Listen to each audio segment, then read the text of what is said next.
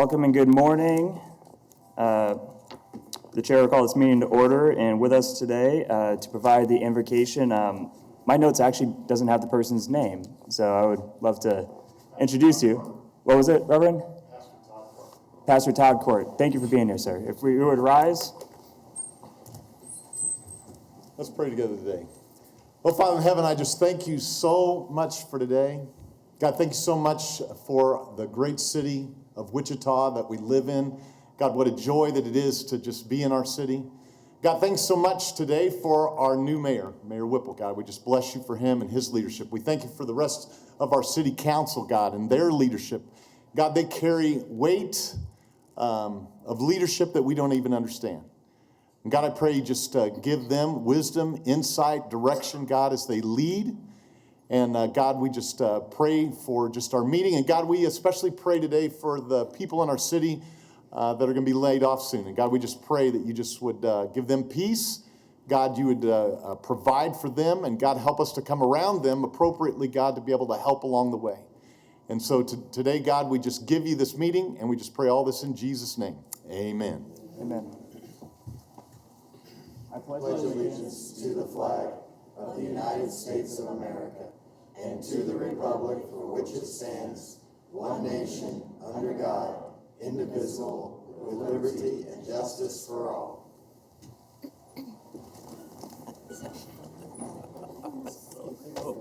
All right, thank you for the people in attendance and those watching on television. I do want to just preface that this is my first meeting, and I might do things a little different if I rely back on my legislative experience for running a meeting. But stick with me, we're going to get the hang of it. First up, we have the approval of minutes. Oh, excuse me, do we have the invocation first? No, you just did. We just did the invocation. That's not what I meant. I meant the recognition of the month. That's after that. First, we did the minutes. Of course. So the chair will entertain a motion to approve the minutes. Second. There's a motion and second. All in favor?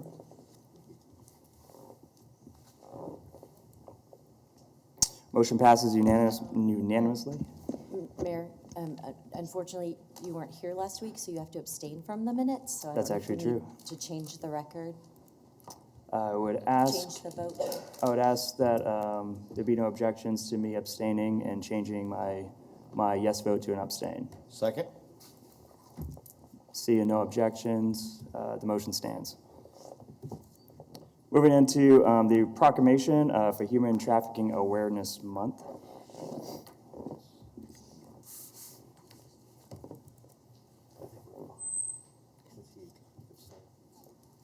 So then you go down there and read the proclamation. Take it with me. I don't have it. She's got it.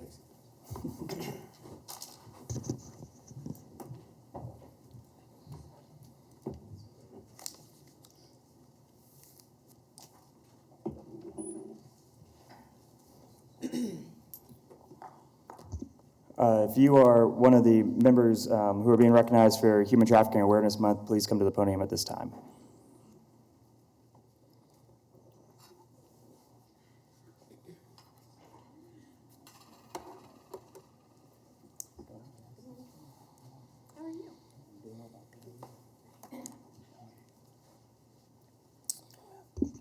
So the proclamation reads, the city of Wichita, founded in 1870, whereas human trafficking is a form of abuse and exploitation which involves the commoditization of human beings for both labor and sexual purpose, robbing individuals of their freedom, dignity, and right to self-determine. And whereas Wichita, Kansas is not immune to the horrendous crime as vulnerable youth who are at risk to become victims of sexual exploitation, traffickers who exploit their vulnerabilities, and buyers who drive demand all live in our community. And whereas Wichita has recognized and acknowledged human trafficking as an issue in our community and has led the way in efforts to combat human trafficking in the state of Kansas through multidisciplinary collaboration, community awareness, education, training, research, and policy development. And whereas Wichita State University Center for Combating Human Trafficking and recognize the commitment of the Wichita community to educate and raise awareness about human trafficking and creating context in which prosperity and growth are possible for all. Now, therefore, be it resolved that I, Brandon Whipple, Mayor of the City of Wichita, and the City Council do hereby proclaim January 2020 as Human Trafficking Awareness Month. A call upon businesses, national and community organizations, faith-based groups, families, and all Americans to recognize the vital role we can play in ending all forms of abuse and exploitation like human trafficking, and to observe this month with appropriate programs and activities.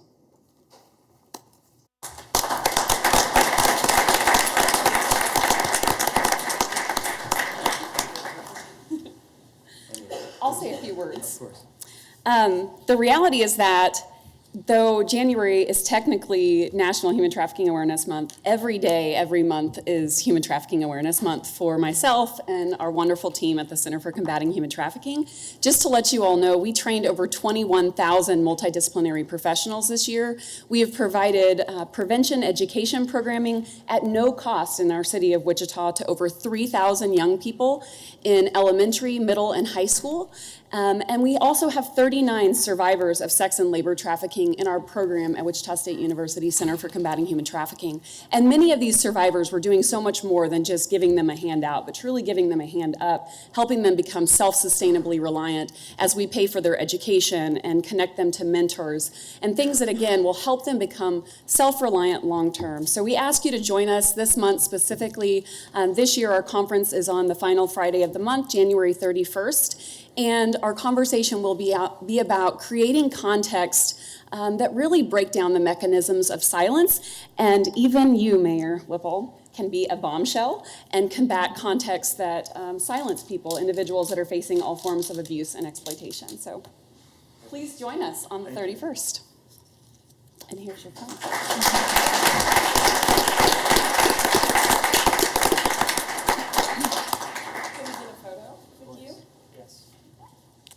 Well, Tyra's going to take a photo. Yeah. Put this down.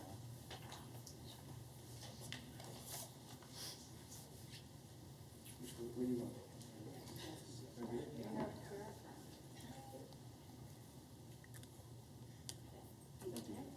Thanks.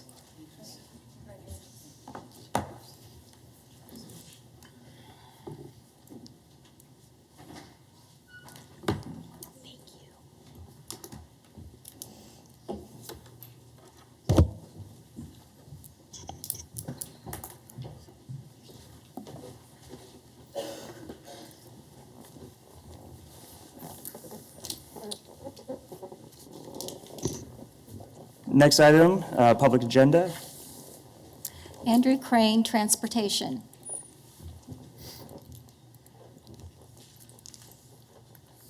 Good morning, sir. Good morning, Council and Mr. Mayor. I am here to talk a little bit about the transportation and how we can get more funding over to the Wichita Transit and also to improve our bus station. The one that we have right now is pretty, I would say it's not great, but it could be better.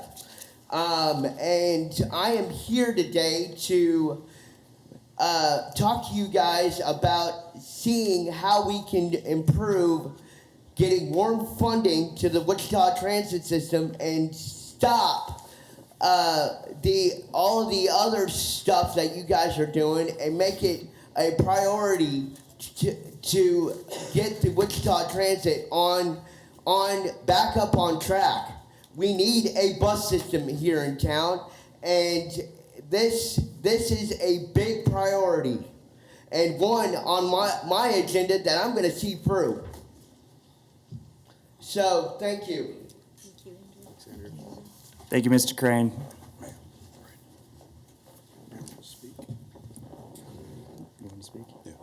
Thanks, Mayor. Hey, Chair Andrew. recognizes- Oh, sorry, go ahead.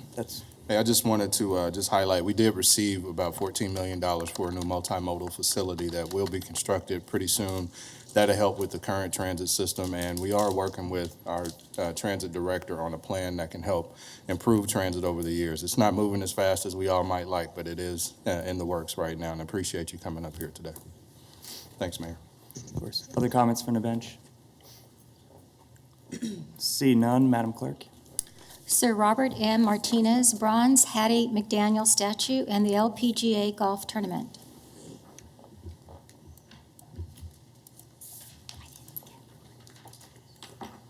Good morning. Good morning. Congratulations, Mayor. Thank you. Some of you I've met before. Can you pull the mic to you? And Can you pull the mic to you, Bob? Would you? There you go. some of you I've met before. So this is my first time doing this. About 2 years ago, I made a presentation to do a bronze statue for Hattie McDaniel. I don't know how many of you know who she is, but just for your information, she was awarded an Academy Award for Gone with the Wind. And there's no cost to the city. I just need a plot of ground to put the statue. And I've yet to get confirmation of where this is going to happen.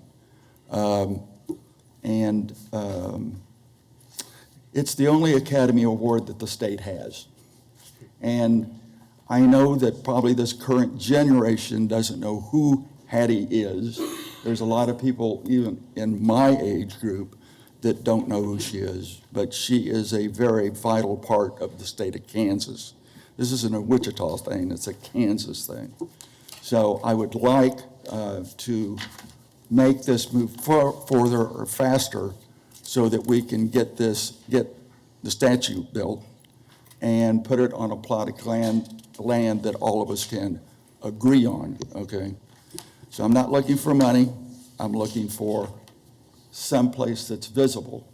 The next thing is, I gave you all packets ahead of time. The vision that I was looking at from the people that are working to do what we're going to do on the river. When I first met them, their vision was to look 50 years ahead of time. And that's okay, but I would much rather look 150 years down the road. And there are certain places in the country, like the Biltmore, and you all have sketches of that, that's probably been around for more than 150 years. I went to a abbey in Kentucky, and I've been going for quite often. It was built in 1848, and it's still standing, and people are still going to it, and it's non-denominational. But I keep hearing about all of these buildings that we want to build. Are they going to still be around 50 years from now? And in Europe, there are buildings in Greece, France, England, you name the countries, and we go there to see these monuments, and that's what I'm looking forward to. I mean, we even go to Stonehenge. That's the reason I have on here Stonehenge, probably number 6 down the item there. It sounds crazy. I don't have the money to go to Stonehenge, but I sure would. We have the Flint Hills, and we can make a miniature, or probably about the same size.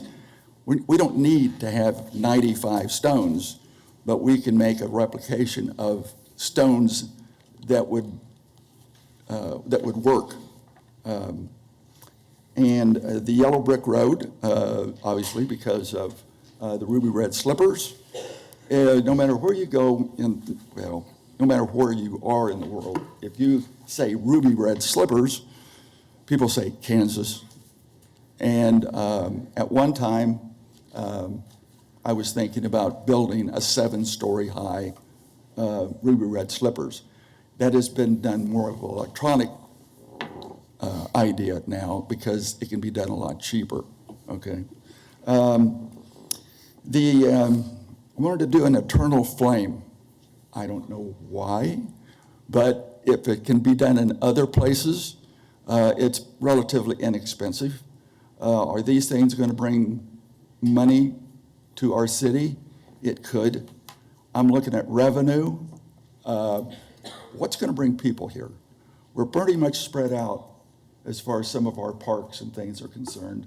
And now that we sort of have an idea or a venue that's going to happen down by the river, some of these things might transpire to be maybe not on city property, but on property that's adjacent to this, to the river that's owned by individuals. Sir, Yes. with the deepest respect, your time is up. Would you wrap up your final thought, please? Okay, that's fine. And I'll get further photographs and things to you. The only thing for 30 seconds was the LPGA golf tournament was started in Wichita. 13 women did it. And I want to have a celebrity golf tournament, a 2-day event here in Wichita. That's going to happen, okay? Thank you very much, ladies and gentlemen. Thank you, sir. There are members of the council who would like to address conferee. Chair recognizes Councilwoman Claycomb. Bob, I have a question for you. Are you looking for, if I understand with the Hattie statue, you want to donate a statue to the city, is what you're saying? Yes, correct? ma'am. Okay, so we have a process for doing that. I think we can, Manager, we have a process for accepting donated art, so there is a way. Yes, we do. Yeah, Right. so and we've done that with statues in the past. Right, so if you contact the manager's office, I think we can make that one happen. Okay, I appreciate it very much. Thank you. She's very important to this city. Yeah, thank you for being here today. Thank you. Other council members? See none. Thank you, sir. Madam Clerk. Denise Sherman, January 18th, Martin Luther King event.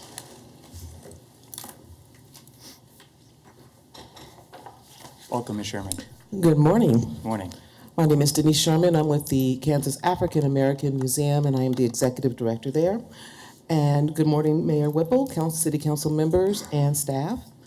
And I am here today to present our 2020 MLK button, Martin Luther King button, and thank you for showing your past and your present and your future support for our MLK annual celebrations. And I think you have them right there, and you have them on.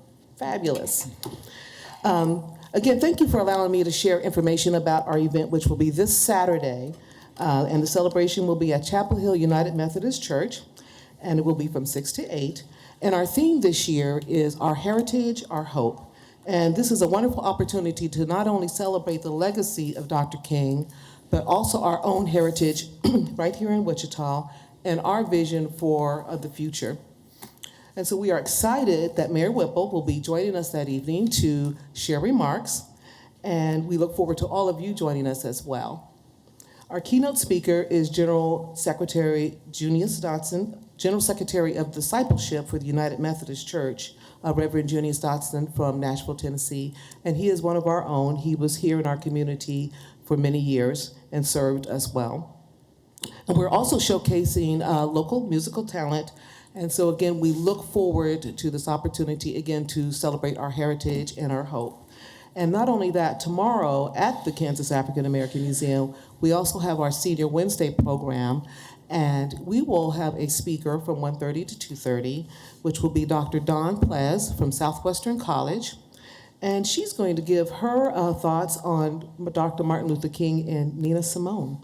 So we're looking forward to see what she has to share with us. You are invited to, again, join us tomorrow from 1:30 to 2:30, and this is also for the public, as well as Saturday from 6 to 8. Thank you. Thank you. Questions? See none. That concludes the public agenda section. Moving into the section of Vice Mayor and Oath of Office. Madam Clerk. Selection of vice mayor and oath of office. All of us have received a ballot for voting for the next vice mayor. And by ordinance, this position, Chair recognizes Councilperson Bluebock. Thank you, Mayor. I'd like to make a motion that we nominate Councilmember Claycomb to be the next vice mayor. Second. Is there a second? There is a second from Councilmember Fry. Discussion? Representative? Councilperson. I, first of all, just want to thank Vice Mayor Bluebock for your amazing service during this last year. Serving as Vice Mayor is a tremendous responsibility, and doing it during your campaign year, you should be acknowledged for your service to our city. So thank you for your efforts. I also want to say I'm going to be incredibly supportive of Councilmember Claycomb becoming Vice Mayor. She has served this city well for decades. I've had the experience to work with her when we were both community members on different coalitions. She continues to serve on community coalitions and boards, and I can't think of a finer person to serve as Vice Mayor in 2020. Further discussion? See none. Further nominations? Further nominations? Further nominations? See none. Madam Clerk, do. You can go ahead and cast your vote.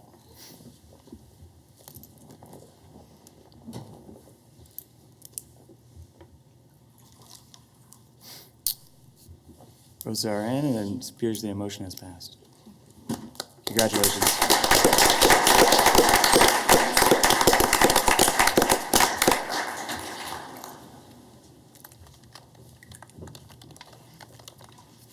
We'll do it on this side since that's where the microphone Now we do is. the oath, so she needs to call that. Raise your right hand. Right. I state your name. I, Cindy Claycomb, Do solemnly swear do solemnly swear that I will support the Constitution of the United States that I will support the Constitution of the United States and the Constitution of the State of Kansas and the Constitution of the State of Kansas, and faithfully discharge the duties of Vice Mayor and faithfully discharge the duties of Vice Mayor for the City of Wichita, Kansas. for the City of Wichita, Kansas. So help me God. So help me God. Congratulations. Thank you, Judge.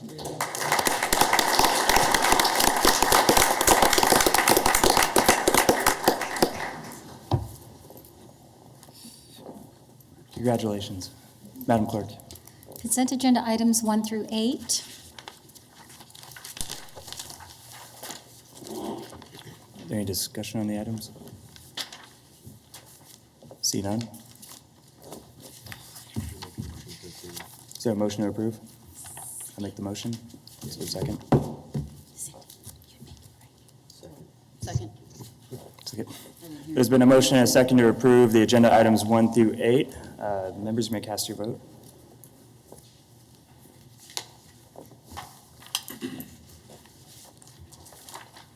Motion passes unanimously.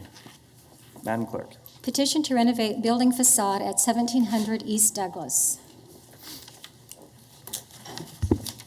Discussion? Good morning, Mayor, members of City Council. Mark Elder with the Office of Economic Development. The item before you today is a petition to renovate the facade at 1700 East Douglas.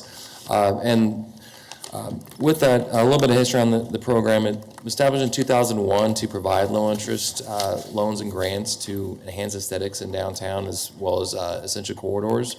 But in 2009, that policy was revised to require additional match investment by the building owners and additional securities for the city.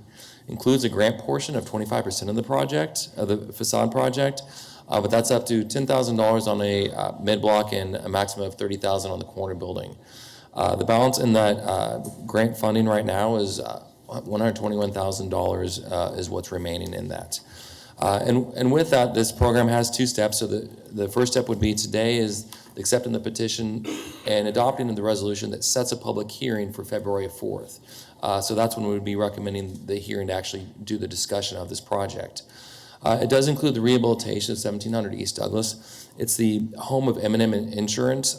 They recently merged with another financing company, and they're looking to make investments in this building, make enhancements, and add space because they'd like to add additional staff as well. The total project that they plan on doing right now is approximately $1.7 million.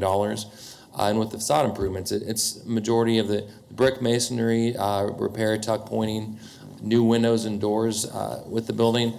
And on the west side, I'll show you the windows you're speaking of. They also intend to put some roll-up doors on the second floor as another amenity, both for their staff as an attraction to, again, bring in new talent to the city, as well as for when they have clients in town. You can see the location here at the northeast corner of Hydraulic and Douglas Avenue. And here's the facade. A lot of times it's recognized as having those antique cars on the second floor. And they provided a rendering, but because the work is mostly repair and replace, you don't see many real changes. On this one, you can see on the right side of the slide, or the kind of the south end of the building, those two buildings with the windows with the kind of vertical. That's where they're having discussions of doing kind of those roll-ups to add that amenity to the building as well. And again, a rendering of how that building may look when it's done, of just the architect's elevation. With that, the facade project, they estimate their project to be about $170,000, but the city, because we said maximum assessment, adds 10% to that. So that's where you see the $187,000 there for the project cost. When you include the city's fee, the financing cost, but then remove out the $30,000 grant for being on a corner, that's where we end up with a maximum assessment that we'd be speaking about in a few weeks for the $185,000. With that, the process goes where the special assessments, when the project is completed, would be spread against the building and repaid over 15 years. And that interest rate is set at the time that the city issues bonds for that project. With this as an additional security for the city, the owner will pay for those costs of the improvements up front. When that part of the project is complete, they submit the project to the city and are reimbursed, at which time we then issue those special assessments that are secured against the property. With that, the next steps would be the public hearing on February 4th to consider that. And then following the completion of the project is when we would do the reimbursement. The final assessments will be set. And at that time, if the costs come in less than what the maximum assessment is, we would make a change at that time. With that, I would stand for any questions. Other questions or discussion from the bench? Chair recognizes Councilperson Fry. Thank you, Mr. Mayor. Mark, just two quick questions. Yes, sir. Do we know if there are any historical designation area applied to this building? And then secondly, are the roll-up doors glass or some other material? I would have to, I can get that answer for you by the next meeting. I'm not sure on the second question. On the first one, I'll verify that as well. I know the building itself is not set, but it may be within that Douglas Avenue one, but I can clarify that for you as well. Thank you. Generally speaking, when we go through this process, it's also reviewed by historic just to make sure there aren't any catches with that. So Okay. we'll make sure to have those answers for you. Roll-up doors would not be historically accurate, I would think. Thank you. Other questions or comments from the bench? See none, the chair will then recognize members of the public for discussion. See none, the chair will bring the discussion back to the bench, and it would be appropriate, if there's no further discussion, to entertain a motion. Thanks, Mayor. I would move that we accept the petition, adopt the resolution setting a public hearing for February 4th, 2020, and authorize the necessary signatures. Motion's in order. Is there a second? Motion's been seconded. The rolls are open. Members cast their votes.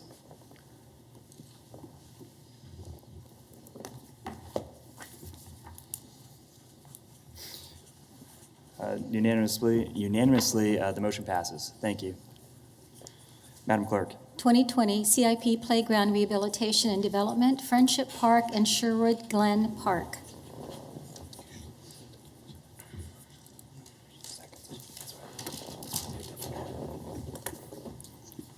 Morning, Mayor, City Council. Larry Hoopmer, Landscape Architect, Public Works Engineering.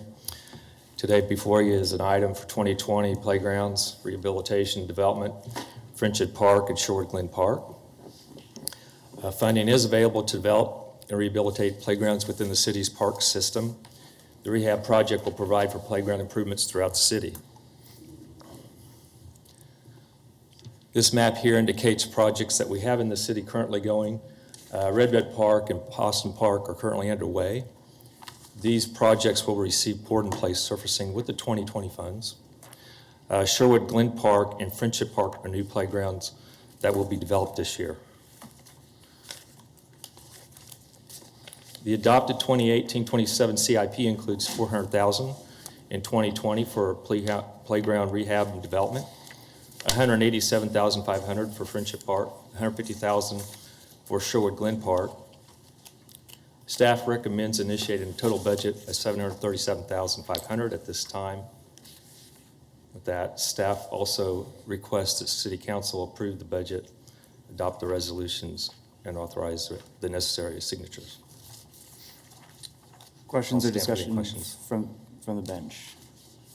See none. Chair, open up to public discussions or questions. See none, we'll bring it back to the bench and it's appropriate for a motion. I'd be happy to do that. Chair recognizes council member. Mr. Mayor, I'd like to, first of all, thank staff very much for their attention to Friendship Park. Sherwood Glen Park as well, but Friendship Park is one of those parks that's deep inside an urban area that is extremely low income and will be appreciated by that neighborhood association for sure, so thank you. I would like to move that we take staff's recommended action and approve the budget and adopt the resolutions and authorize the necessary signatures. Second. There's been a motion and a second. Your rolls are open and we should cast our votes.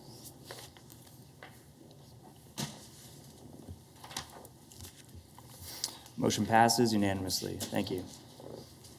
Madam Clerk. Utility Energy Audits Professional Services Contract.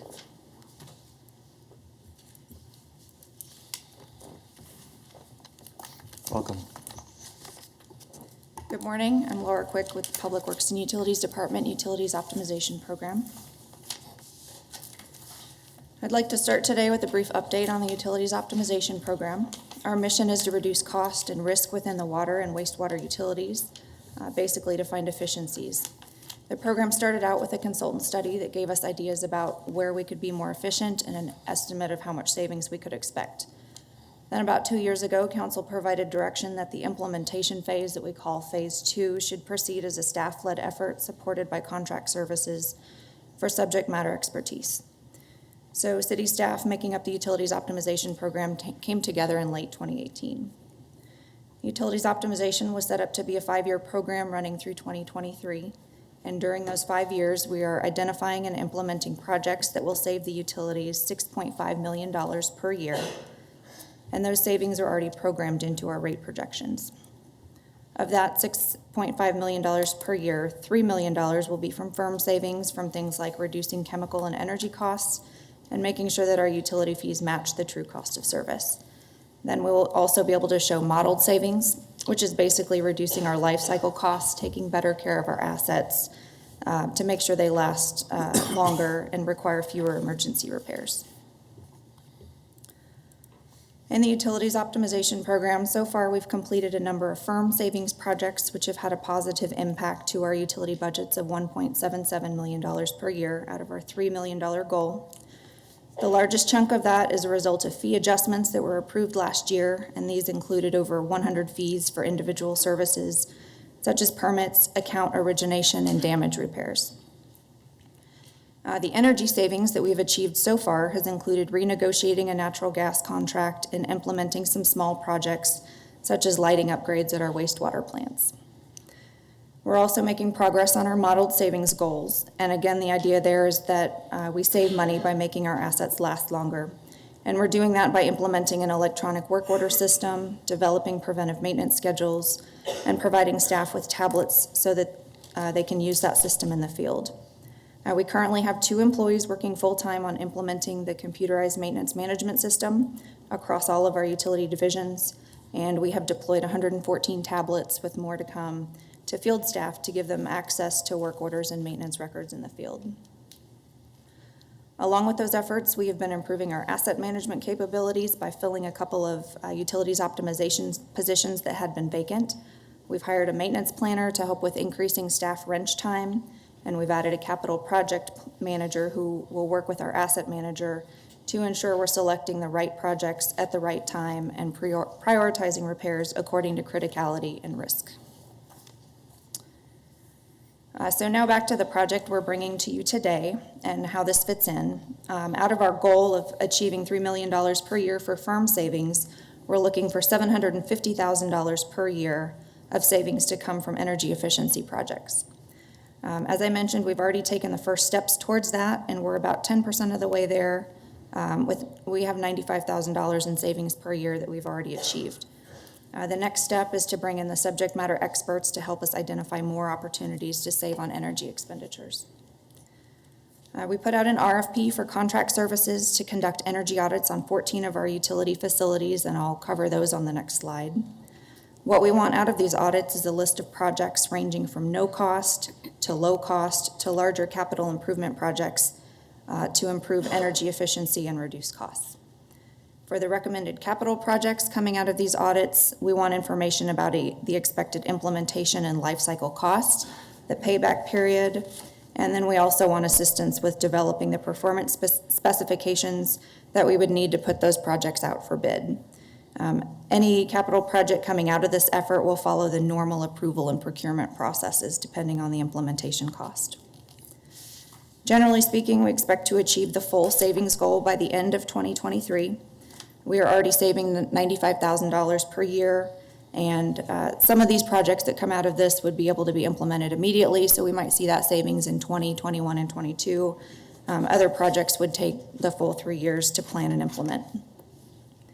For this project, we're looking for expertise in both the energy sector and the water and wastewater treatment processes, and that's because we think we could find some energy efficiencies, not just within the building envelope or the structure or the insulation, but also within the treatment processes. For example, one project that we've already completed was at our wastewater treatment plant. We replaced a number of diffusers in the bottom of the treatment basins with a different type of diffuser that accomplished the same thing but used less energy to do that.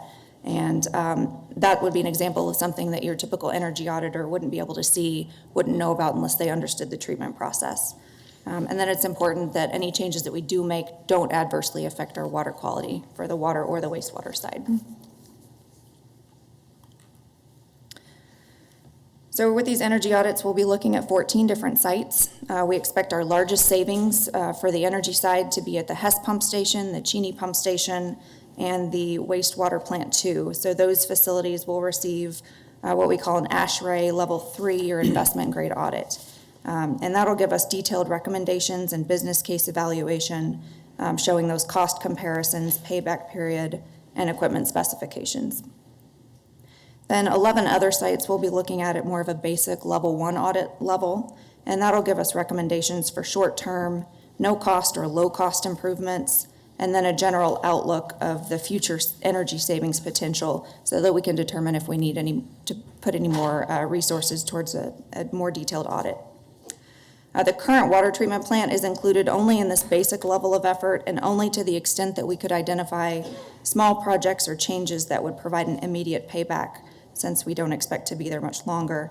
For example, if there's money to be saved by running a particular process at a different time of day to avoid demand charges, or if there's savings to be gained through electric rate structure analysis or renegotiating a natural gas contract, that's something we would want to know about and implement right away.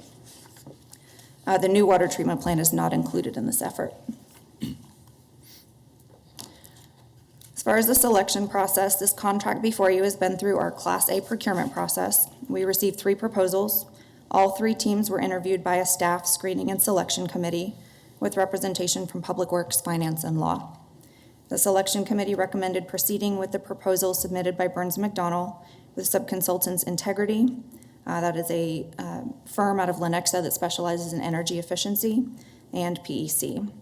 The total not to exceed cost of the energy audits is $309,575. And this concludes the presentation. I'll be happy to answer any questions. Questions or comments from the bench? See none. Is there anyone in the public who would like to comment? See none. We'll bring this discussion back to the bench, and now is an appropriate time for a motion. I'm happy to make the motion.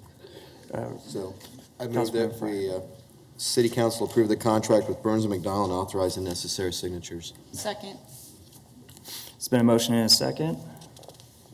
Rolls are open. Members may cast their votes. Votes have been cast. The outcome is unanimous. Thank you. Madam Clerk. DER 2019-11, Business Improvement District for the Douglas Design District. Morning, Mayor, City Council. I'm Scott Knable with the Planning Department, for the record. The item before you today is consideration after a public hearing of the creation of a business improvement district for the Douglas Design District. The Douglas Design District is an organization, current organization that's nonprofit and operated by volunteers. It provides marketing, beautification, public art, advocacy, promotions, and events to businesses within its boundaries, which are along Douglas Avenue from Washington on the west and Oliver on the east. The Douglas Design District in 2017 adopted a strategic plan to become a financially sustaining organization that was not reliant on elective membership and volunteer staff. And to that end, in 2020, they established a vision campaign for creating this business improvement district to establish that financially sustainable model that would be focused on growth and development of their district. What a business improvement district is a creation of the municipal government by authority of the state law that would then collect a mandatory service fee from businesses within the district, and that fee is required to be used to finance additional services to businesses that the city does not normally provide to businesses through its general operating budget.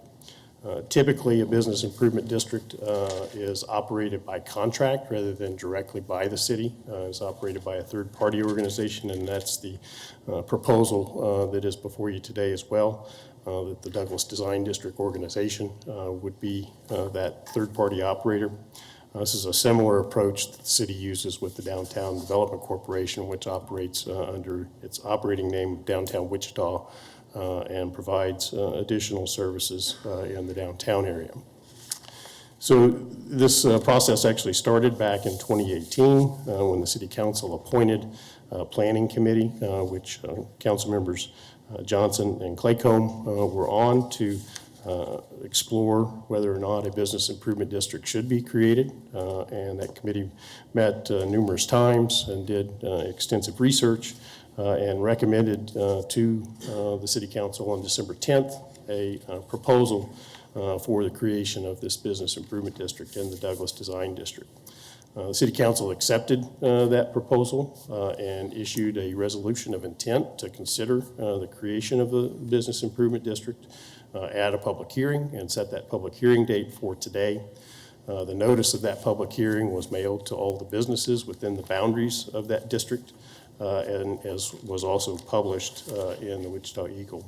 You can see on this slide the parcels that are in purple or pink are the properties that front Douglas. You can see that they have different depths, but all of those properties would be within the business improvement district. The Douglas Design District itself is larger than that, but the additional services that they'd be providing using this bid fee revenue would be focused on the Douglas corridor itself and the businesses that front that corridor. And so that was the recommendation of the Planning Committee, was to establish those boundaries for the Business Improvement District. So what you have before you today is an ordinance for your consideration that would create the Business Improvement District. That ordinance indicates that the city would contract with the Douglas Design District to operate the district, and if the ordinance is passed today, and then, as I'll discuss a little bit later, not protested by the businesses within the district, we would return to the City Council with that contract for your consideration. The Douglas Design District intends to use the funds from the bid to hire permanent staff, to provide office space in order to continue their efforts at a higher level, including additional marketing of businesses within the Douglas Design District, online services, as well as working with the city on enhanced beautification efforts as the city considers streetscape improvements along the Douglas corridor in the near future. The ordinance would appoint a 14-member advisory board The initial members of that advisory board are contained in the recommendation report. However, there is one change that is recommended. The report that you have from the Planning Committee recommended Robin Van Huss at Traditions. She has since asked not to be on the advisory committee, and so we are recommending today, the Douglas Design District is recommending today that she be replaced by Mary Billings from Love of Character. The Business Improvement District Advisory Board would provide oversight of the Douglas Design District and their contract with the city, as well as recommend to the city a annual budget that would be considered through the regular budget process. The Business Improvement District would be established effective January 1 of, that says 2020, that's incorrect, 2021, with 1-year extensions based on a budget approval. So each year, that Planning Advisory Committee would submit a budget that would be considered in August with the regular budget, and then that 1-year establishment of that Business Improvement District would be extended by 1 year. The fees that are recommended in the proposal that you have and that are established in the ordinance range from $100 a year to $550 per year, and that's based on the size of the business, with the smaller businesses paying a smaller fee and the larger businesses paying a larger fee. That fee would be due on March 1st of each year, and the ordinance provides for the ability for the city to establish a late fee as well as collect penalties for non-payment by that time. It's anticipated that the Business Improvement District would generate about $50,000 per year, and a portion of that would be retained by the city as an administrative fee for the cost of operating the billing process, collection process. The remainder of the revenue would be transferred by contract to the Douglas Design District, and the ordinance also then sets up as is required by state law, a special revenue fund where the funds generated from these fees are deposited separate from any other revenue that the city collects. So the statute provides for this public hearing process, which we'll be holding here in a second.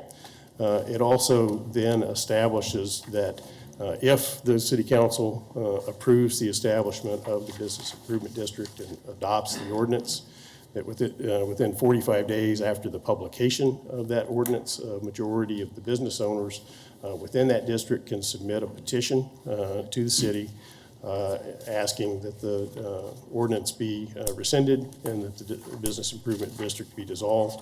If that occurs, then that is under state law, the City Council is required to take that action and accept that protest period. That 45-day protest period also occurs each year in which you adopt an ordinance establishing a fee for the forthcoming year. So there's always an opportunity each year for the businesses within the district to petition the city for the dissolution of the Business Improvement District.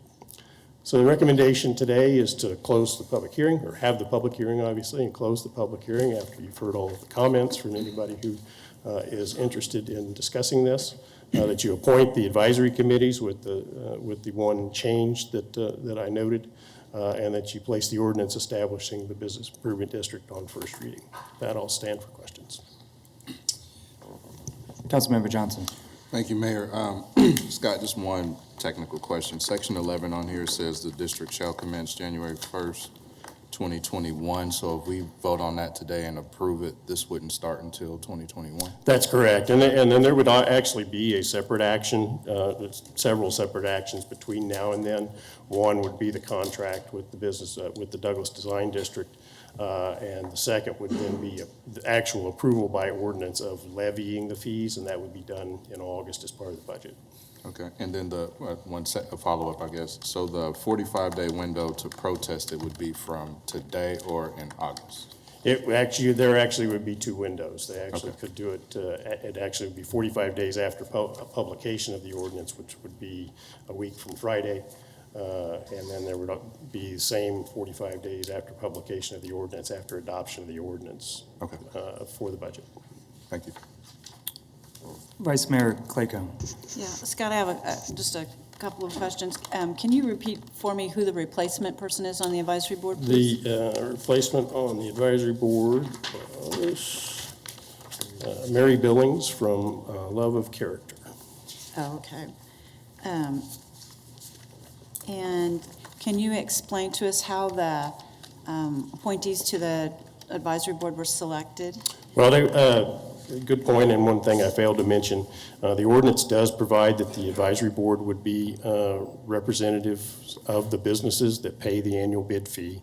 As I know you are aware, the planning committee actually included members from the larger Douglas Design District, not only businesses along the corridor, which is recommended. So it would be those members, and then the initial membership is recommended by the planning committee in their report. In subsequent years, the Douglas Design District would make recommendations to the council for appointees. The appointees would have would be initial terms. Half of them would have a 1-year term, half of them would have a 2-year term, and so each year after that, then there would be appointees. And then this board would be responsible for deciding how the bid money is used? That's correct. They would recommend an annual budget as well as provide oversight of the Douglas Design District and establish any performance metrics and review those on an annual basis and make reports to the City Council regarding that. Thank you. Chair recognizes Councilperson Tuttle. Thanks, Scott. I appreciate your presentation. I do have 3 questions on the budget, Okay. so if you need to get to that slide, All right. anyone. First, for 2021, I've checked it a couple times just to make sure. For the 2021, I think the total is actually 95,000 and not 85,000. Okay. So smarter people than me can pull out your calculators and check, but, and then, so you might want to just check that, but then you'll also have to revise your expenses to match that. Can you explain to me what the executive committee of $10,000 for 19 and 21, and then 22 is 12,000? What does that mean? So the executive committee are members of the existing Douglas Design District Board that make voluntary payments into the Douglas Design District at a higher level than the standard membership. Okay. And so if for some reason one of the members, won the lottery or, moved to Hawaii or whatever happened, is there a plan to recoup that? I mean, how will that be sustainable if somebody didn't want to pay that? Well, as you can see in here that they are proposing that would go away at the end of 2022 and that they'd be seeking to replace those funds from other city funds. That's not anything that you're committing to today by accepting this. In fact, you've already accepted this report on December 10th, but that is something that you could anticipate that the advisory committee might present to you in the future. As you see in here, the bid revenue is proposed to be only a portion of the Douglas Design District's overall costs, and they do propose to continue to have members that are outside the boundaries of the bid that will provide pay voluntary memberships, and in fact, they're intending to take their existing single fee structure and apply this sliding fee, which they hope would result in a larger number of voluntary memberships, because a lot of the smaller businesses would pay a smaller fee than what they could pay now. And then they, of course, also do fundraising, have event income, and then receive grants for projects as well. And perfect segue to my last question, thank you. In 2023, which I understand we're not committing to now, but just to kind of raise some awareness, it does say a city grant match, and I'm not aware of a grant. I mean, it wouldn't fall under CDBG, it wouldn't fall under cultural. I just would caution to think about that number and maybe, realize that funds may not be available, so just to make sure that. And I've provided that note of caution, so they are aware that that is something that might not happen. And then, like I said, 2021, you need to revise the budget. Yes. Thank you. And the official budget will be submitted to you in May. So what is shown here is a conceptual budget, if you will. I'm sure what you get in May will be slightly different. Thank you, Scott. Councilperson Fry. Thank you, Mr. Mayor. Scott, why businesses and not the property owners? So it's the way in which the Business Improvement District statute is established. It indicates that the fee is on the business owners as opposed to the property owner. Now, the business owner is the property owner in the case of a building that is for rent but is vacant. So that would then be the real estate business, if you will, that would pay the fee in that circumstance. But that's the way the state law is authorized. Okay, thank you. Other comments or discussion for staff? See none, thank you. We will now open it to comments and discussion from the public.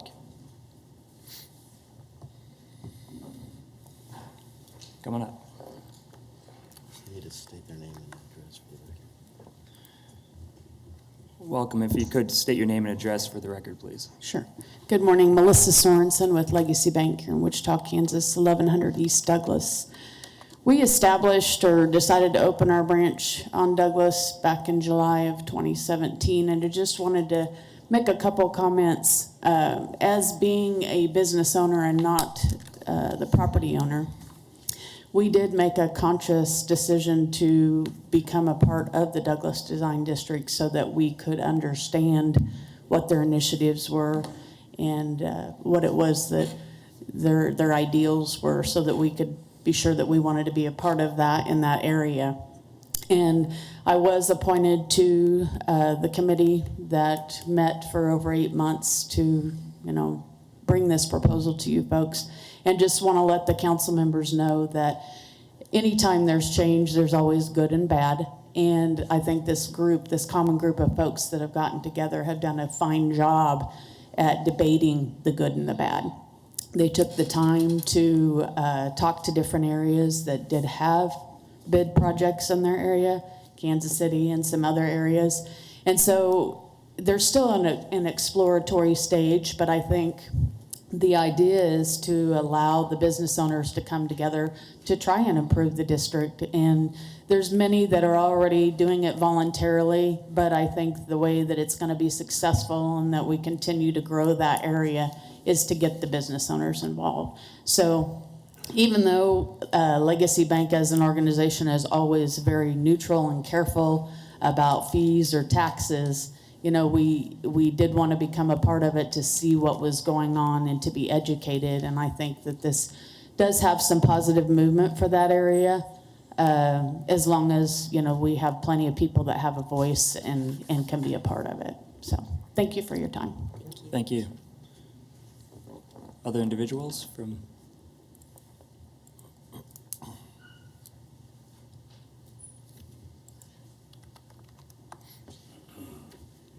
Welcome. Good morning. Jeff Burrow. I own 2 businesses in this district, and I was on the planning committee. And I would echo what was just said. I think it was a very healthy process. When other business owners that I know in the district found out that I was on the committee, they said, "Jeff, what the heck are you doing?" And I said, just wait, let's see if we can get something that might make sense, because I do think the Douglas Design District folks they've done some good things and mean well. And I think the proposal that came out has merit. Since then, what I would suggest that the council consider, though, is the process. Because when those business owners asked me, "Jeff, well, what happens?" I said, well, the statute calls for every year, you have 45 days to get a petition of 50% plus 1. The problem that I've found is that the city doesn't have any idea how many businesses are in that district. There's no identifiable way. So you're giving those folks who are against this a moving target. And I think that sets a very bad precedent to push that on a group of people. And there are a lot of folks that are against this. Councilmember Johnson attended a meeting I held a couple years ago to talk about what was planned at the time for the Douglas Street. And many of us businesses were against placing medians and et cetera in the street. And his comment was, I didn't know how many people were against this. And I would say that silence doesn't mean approval. And in this case, I think you should have to vote for something rather than against it. And certainly we have a moving target that's worrisome to me. Even a person who is not adamantly against this, I think it sets a horrible precedent. Would you mind standing for questions? Sure. Councilperson Tuttle. And this is more a question or a kind of a comment weaved into the city manager. Mr. Layton, I asked about this process because I was concerned too that it almost kind of seems like it's in the reverse. And it's my understanding, and please correct me if I'm wrong, that it's a state process. It's not a city regulation or a city process. So because I asked the same thing, and I had people ask me the same thing. So if we could maybe clear that up, that'd be great. And then also, could we also address the fact that we don't know how many businesses are in the area? Because that seems like something we should be able to know. I think Scott's going to try and. Again, Scott Knable with planning staff. You're correct that the process that establishes that the council would adopt an ordinance, and then there is a protest period of 45 days is established by state law, and it's not something that the council has the authority to do differently.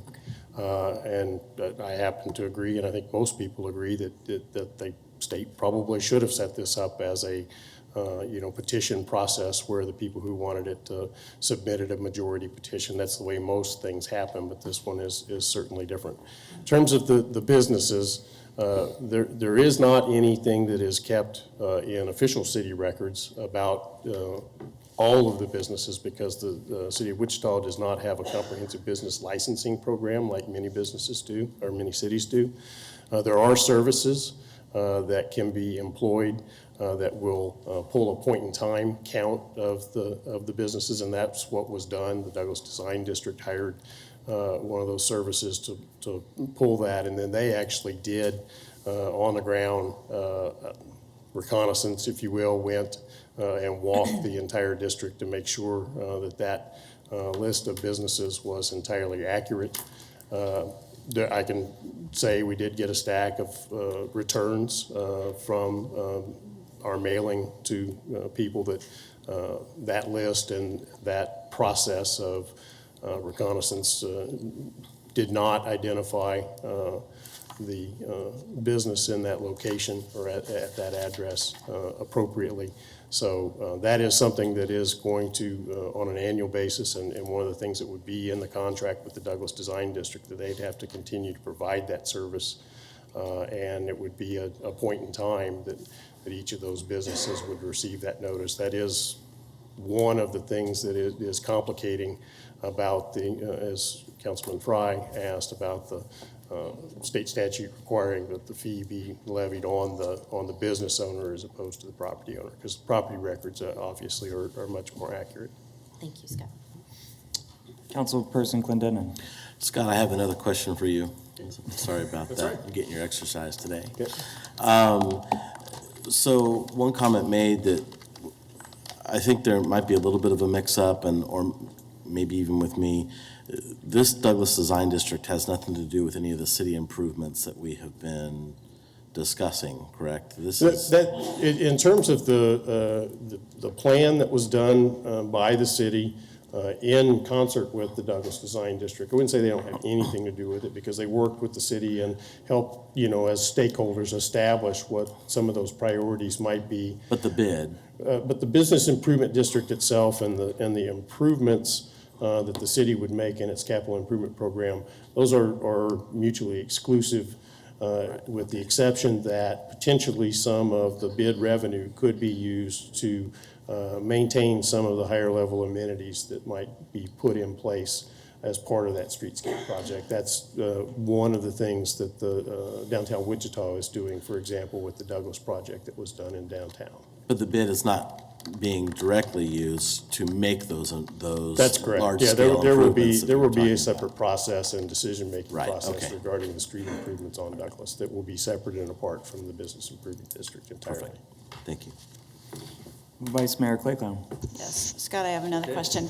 On this number of businesses, that number. Right. Will if we use that, if we have the Douglas Design District use that service to establish that number each year, then will that be a valid number accepted by the state?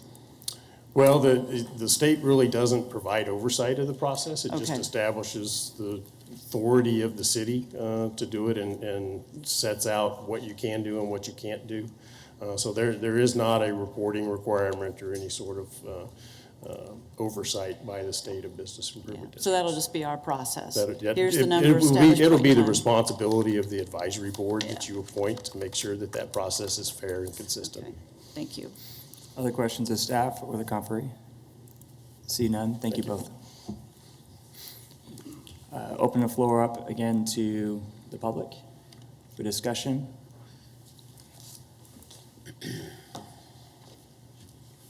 Again, please state your name and your address for the record. Welcome and good morning. Michael Ramsey, 120 East First Street North. I'm here today to represent Boca Development. We're a small development, and we don't have any properties in the design district, in the Douglas Design District, but I'm here really to talk about how important it is to have a scenario much like the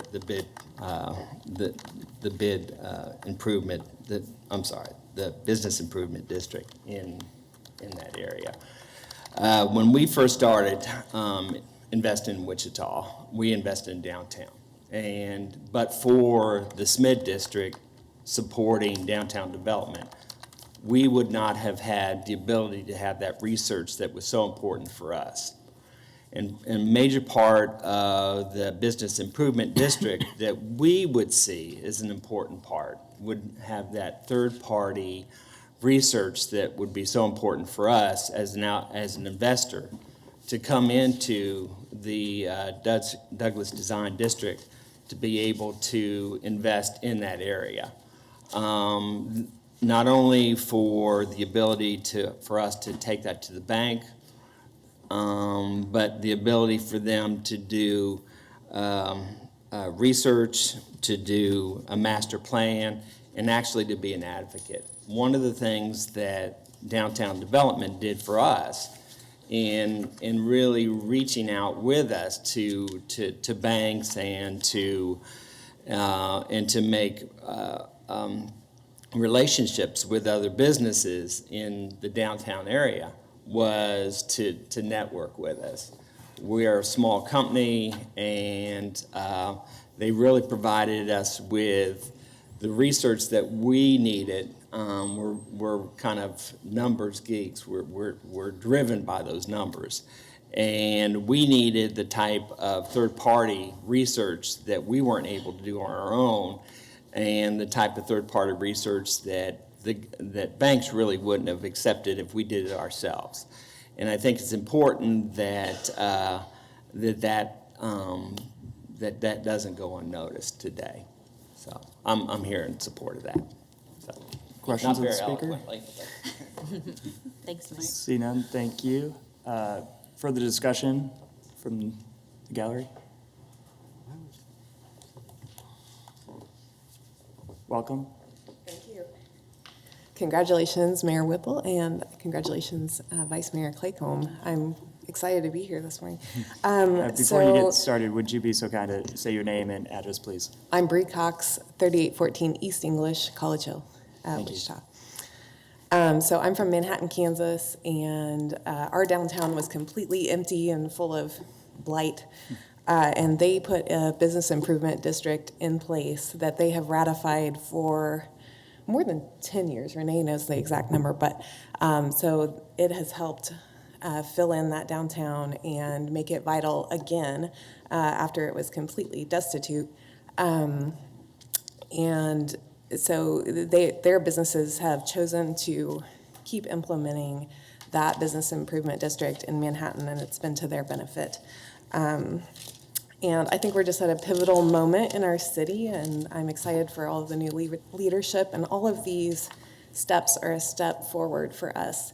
So I think we've got a choice to make in a lot of things that are coming up in our downtown and in this corridor.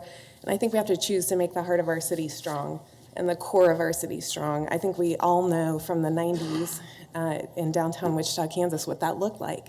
And we don't want empty buildings and gangs and things that make us feel unsafe in the heart of our city when we've worked so hard to establish a very strong heart, and we don't want to take any steps backward.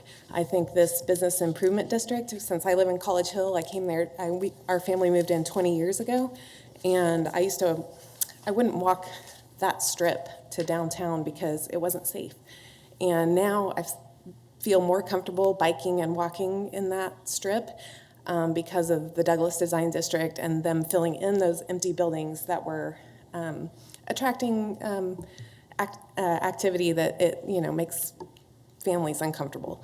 So I think what the Business Improvement District would do is just make sure that that activity moves forward.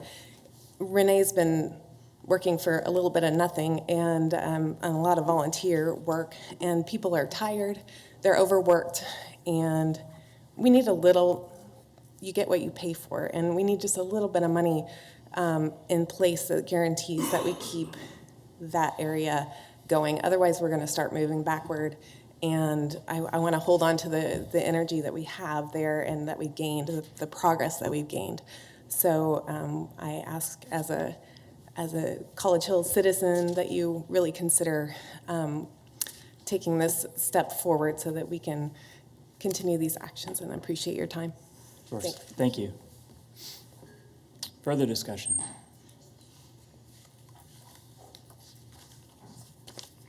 Welcome and good morning. Good morning, Mr. Mayor, council members. My name is Reuben Saunders, and I own Reuben Saunders Gallery at 3215 East Douglas. For the last 42 years, I've been promoting Kansas art and artists, so I'm a little bit out of my element here this morning. The first thing I'd like to point out about this Douglas Design District, this corridor running from Washington to Glendale, I believe it is not a homogeneous or cohesive group of businesses. It is a diverse group of businesses. We have manufacturing, we have medical offices, we have insurance companies, we have large and small retail, just up and down. We have apartment buildings that'll be assessed in this. This is not like a cohesive downtown area in Manhattan, and it is not like a shopping center like Bradley Fair where everyone has the same mission. So I would suggest that the marketing plans and the ideas, some of which are very good, they do not apply to all the businesses. There are website services that larger corporations and well-established businesses like myself already have in place. Programs like Second Saturday and Small Business Saturday do not benefit any of the corporations or businesses that don't even open for business on Saturday. These are just a couple of examples of how diverse this group of businesses is, and it's hard to place one marketing plan or one set of ideas before a group that will benefit everyone in this district. Everyone came to this district voluntarily. I left a shopping center where I had association dues and fees that were mandatory, that didn't always benefit me, and I relocated 4 years ago to 3215 East Douglas, right next to the Crown, to operate an independent gallery. Another thing that I would point out is we've just had 2,800 layoffs announced at Spirit, and we don't even know the downside, the down chain impact on other jobs in this community. Many of these businesses are small and startup businesses, and this assessment will be a burden and it will be a tax on some of these small businesses that are just beginning to operate in this district. I would also like to point out one other thing about the statute. Yes, the statute does allow you to pass this today, and then those businesses that would be against this statute would have to organize and protest it. But it does not require that you pass it. It is possible for you to charge the Douglas Design District the organization with the task of getting the signatures showing, as Scott mentioned a moment ago, showing that indeed the majority of the businesses in this district favor this assessment and favor this BID, and then come back to you and ask you to pass this. I would think that that would be a far more democratic and a more equitable solution. Thank you for your time. Thank you, sir. No questions. Thank you. Further discussion? Good morning. Good morning, Mayor, City Council. Sorry, I'm short. My name is Stacy Ward-Ladden, and I am co-owner of Hopping Gnome Brewing Company at 1710 East Douglas, and also the president of the Douglas Design District. When my husband Tori and I started looking for a space for our microbrewery and tap room over 6 years ago, we kept coming back to the Douglas Design District. We loved that it was just outside the downtown area, and we saw lots of potential. Shortly after opening, we noticed there's excitement building all around us. We had potential business owners starting to come in, asking about the district, how they wanted to open their business in this new up-and-coming area. We actually had more foot traffic than we originally expected from neighboring residents. They were so excited to see new businesses in the area and started asking why we didn't have some of the amenities that we see downtown that we often take for granted, like benches and trash receptacles. I started to wonder this too, and so I became a member of the Douglas Design District, joined a committee, and later joined the board, all within that first year because I wanted to learn more about some of these processes and noticed that we were an up-and-coming area that could grow, and there was interest there. So not only did I love the energy of the other volunteers, and many of them were business owners themselves, but I also wanted to see some trash receptacles there. Before we opened, when we would tell people about our location, we are on Douglas and Hydraulic. A lot of people didn't know where that was. But now, when we talk about our location, people recognize the Douglas Design District, the work that we've done, or they'll say, wow, the area is really growing. So whether it's making our piece of Wichita recognizable, bringing in new small businesses to boost the economy, adding beautiful murals to our landscape, or finally getting some trash receptacles, these things don't just happen, as you all know. I don't think people realize that all of our accomplishments up to this point have been made by volunteers. As a longtime volunteer with a long background in nonprofit, I've seen firsthand what happens to this type of volunteer-led model. It's not sustainable, and while we have made so many accomplishments, we know we could be doing so much more with a consistent funding model and staff. I see the bid as an option because of the thousands of bids that exist throughout the nation, as well as the success of the downtown Wichita similar funding model, the Self-Sustaining Metropolitan Improvement District, the SMID. This group also faced a lot of opposition and skepticism when they proposed it in the 90s. And now they're integral in the success, investment, and development of our urban core. Tori and I are new to the business world. This is our first business. We are a small startup. And we would not be where we are today without the help and support of the DDD. From networking with other small business owners to help with things like marketing and events, we've gained mentors and a support system. Hopping Gnome will be celebrating 5 years this spring. In this time, I've seen many business neighbors move in from all different types of industries, and they've asked how they can get involved in the DDD. They expect it to be a self-sustaining organization, only to find that it is currently a voluntary membership and a nonprofit with limited resources. These businesses want and expect the support system that is necessary if we are going to see the downtown growth that we can all envision. But again, the support doesn't just happen. And while we have gained so much momentum, I believe we won't see it continue without the bid in place. As the East Douglas corridor that connects core neighborhoods, it's important that we have a mechanism that complements that growth. This is a pivotal time for Wichita. It involves tough conversations as well as collaborative efforts to really propel us forward. There's so much potential, and the time to act is now. Thank you. Thank you for your testimony, and congratulations on 5 years. Other discussion?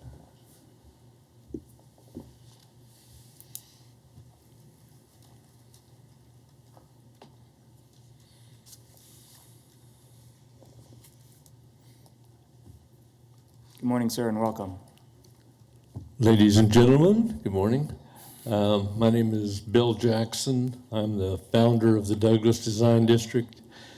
And I'm going to be talking maybe a little more historic than some of the others. But And I was told I had 3 minutes, so I chopped a lot of my notes down. So, yeah, so may I have a little bit more time. I'm a lifelong Wichita resident, went to South High School, left for 4 years in the Air Force, came back, attended Wichita State for 5 years. Still a very active fan of Wichita athletics and a supporter of the university. At that time, I went to work for David's Department Stores, for those of you who still remember them. Then I left there and started my own business called Furniture Options in 1985, and I was on West Douglas in the Delano Design District. I was a member of their Merchants Association, helped put together their beautification project for the Douglas Design, or for the Delano District. Got to understand what they were doing. In '92, I bought a building on East Douglas and moved my business there. The old Walt Lestline Buick dealership at Mathewson and Douglas, and our business still operates out of there today. I built the Abode Home building on part of that property. My only disappointment when I moved there was, my business there, was as I drove through downtown Wichita, which had been maintained very well, I thought. And then driving through what then was the exciting new Old Town area and all the things that were being done in that area. And I'd pull up to Washington and Douglas and look east, and it was just a concrete canyon. There was nothing green, there was nothing interesting. Pretty much invited you to drive to Kellogg and then drive on east. And I had always hoped to be able to create something or do something that would allow us to draw people on down Douglas. As I traveled through the country, I kept seeing areas like design districts where they had created really vibrant neighborhoods from what had once been kind of more industrial areas. And I thought, maybe we should look at trying to find a way to do that. And I started talking to, in 2005, I met John Schlegel. For some of those of you who may remember John, he was director of planning for the city of Wichita.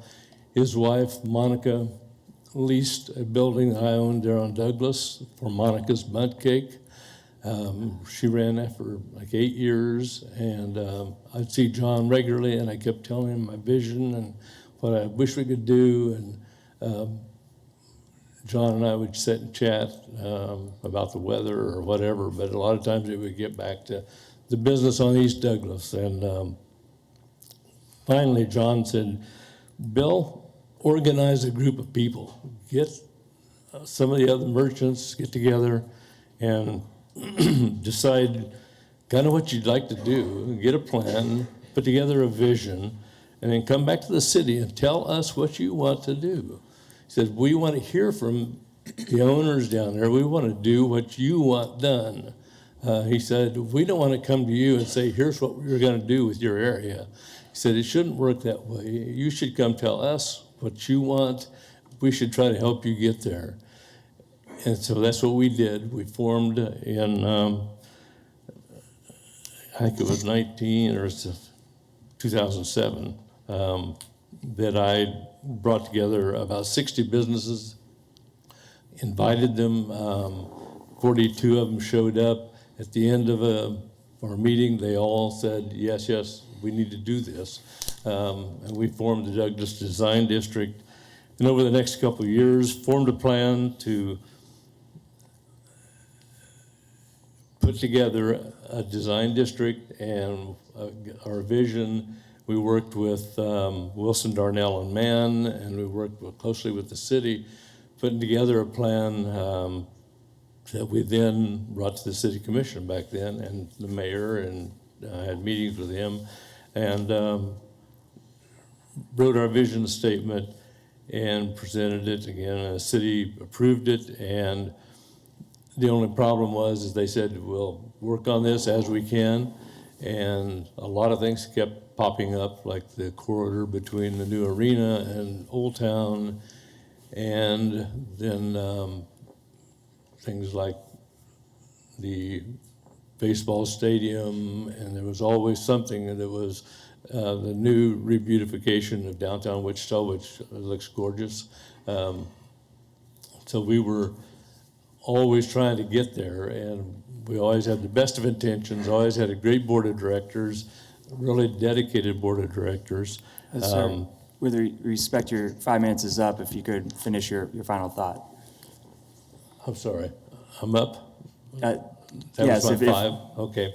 All right, well, thank you very much. Appreciate the time. Thank you so much. Thank you for your service. Oh, Councilmember Johnson, I believe, had a question. Thanks, Mayor. Hey, Bill, one question for you real quick before you go sit down. Apologies, I was looking at the clock and I wasn't looking at the list of speakers. Apparently, Councilmember Johnson has a question if you're willing to stand for one.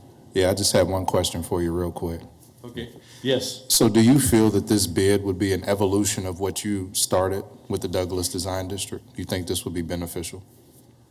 It's interesting, one of the things I was going to mention is Randy Johnstone with J.P. Wygan, who has represented me in anything I did real estate for the last 5, 10, 15 years, or 20, said that they regularly get calls now at Wygan asking for availability of business business buildings that they could look at in the Douglas Design District, and they're calling from out of town. They've heard of the Douglas Design District and they want to be there. I also sold that Monica's Bunt Cake building recently, and he also got back with me afterwards and said that it was a new record price, the highest price ever paid per square foot for a building in the Douglas Design District. And he said they based that at Wygan basically on the popularity of the up-and-coming Douglas Design District that people have seen from what little we've been able to do so far. Awesome. Thank you. So I'd say it's yes. Thank you. Thank you, sir.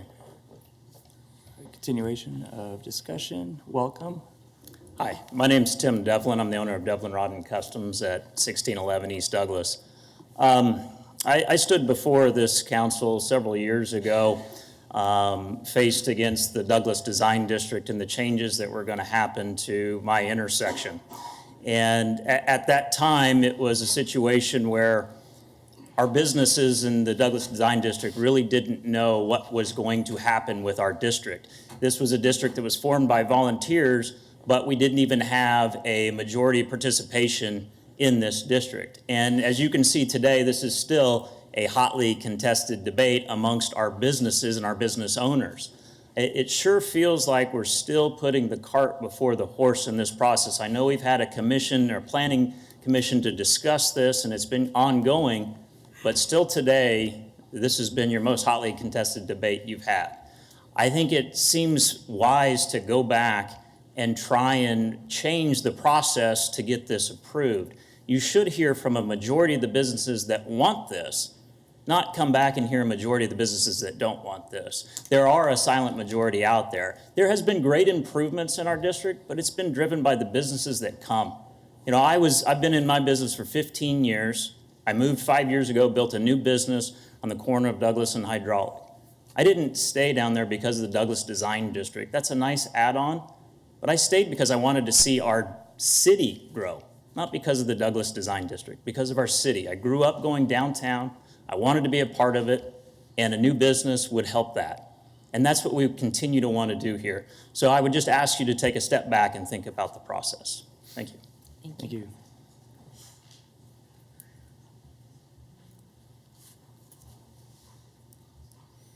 Good morning and welcome, sir. Morning. I'm Leon Mader, live at 967 North Back Bay Boulevard.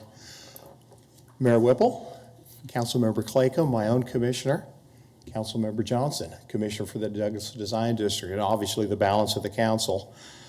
I and my wife Susan moved to Wichita in 1977. Moved here so I could take a job at this building as a construction coordinator for the Urban Renewal Agency.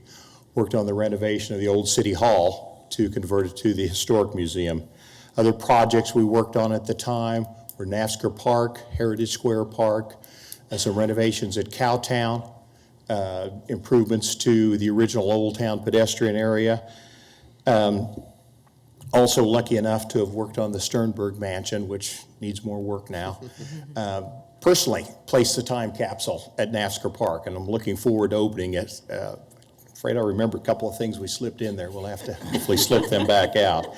Susan and I have lived in the Wichita Central Core area the entire time we've been here. Lived in Riverside, have worked in the downtown area. Our offices currently are at 122 South Hydraulic. We own 9 properties in the Douglas Design District, home to 20 businesses, a dozen apartment dwellers. Our principal property, 1716 East Douglas, Mossbacher Place, home of the Donut Hole, and Lava and Tonic. We also own Victor Court, a property on the National Registry of Historic Places. Been members of Douglas Design District for about 10 years. Currently, I serve on the executive committee. As members of the district, we pay a $400 fee. As a member of the executive committee, we contribute an additional $1,000 a year because we believe this is important. Past member of the board, past president of the board of Douglas Design District. My personal commitment to the district runs very deep, and I'm here to speak in favor of the Business Improvement District. I think it's incredibly important. We've been pioneers in the district. When we first bought in the district, some of the largest real estate agents in town, brokers in town said, why? Now, if you look at literature, promoting real estate, it says in the Douglas Design District. That was a big deal when I first saw that. We are commercial real estate brokers. That's what we do for a living. Saw the vision of Mr. Jackson and of the district. We wanted to be a part of it. We've seen the district change to the point where I said, now they advertise it in the Douglas Design District. Through all of this, the district has been managed by a very enthusiastic board, very minimal paid staff, mostly just an administrative assistant. We've been lucky enough through a grant to get some extra help here. We've seen that success and growth are wonderful, but eventually they stretch an organization to a breaking point, to a point of decision. Do we continue to operate as we have, even though we've grown to the point that we are at, that virtual breaking point? Do we take a step to go to the next level and look for greater success? I believe we need to take that next step. We'll continue to pay our dues, continue to stay on the executive committee, and we'll be very happy to pay any business assessment. It's by growing together that everyone profits. Even those who are not a member of the district, I contend, have profited by the work of the district. I know everyone in the district isn't on board with this. You just aren't going to get 100% consensus. I think the majority are. I can't even get a consensus when I hold a company meeting. I'm the only one with a vote. I'm here to ask you to support the bid. I'm here to ask you to support the district. I want you to help us continue to grow and to help us become even more significant gateway into downtown Wichita. And with that, any questions? There are no questions on the list. Thank you. Thank you very much for your time. Further discussion?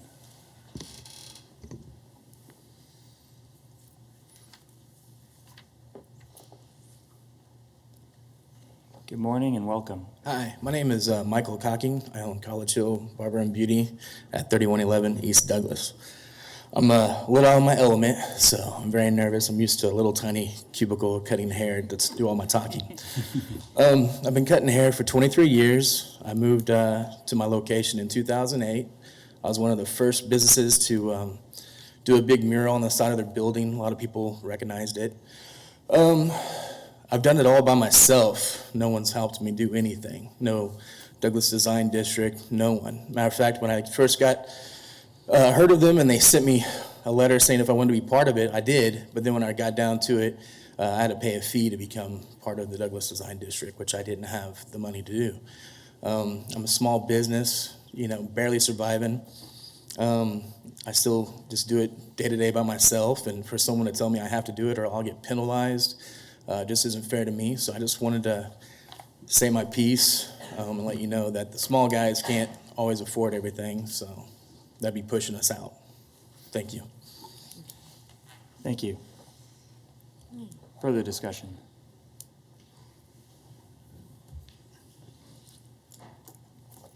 It's going to be who gets there first. Good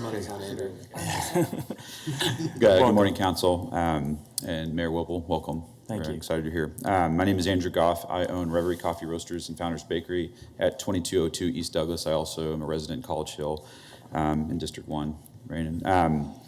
I started my business in 2013 in the district because it really made a lot of sense to me.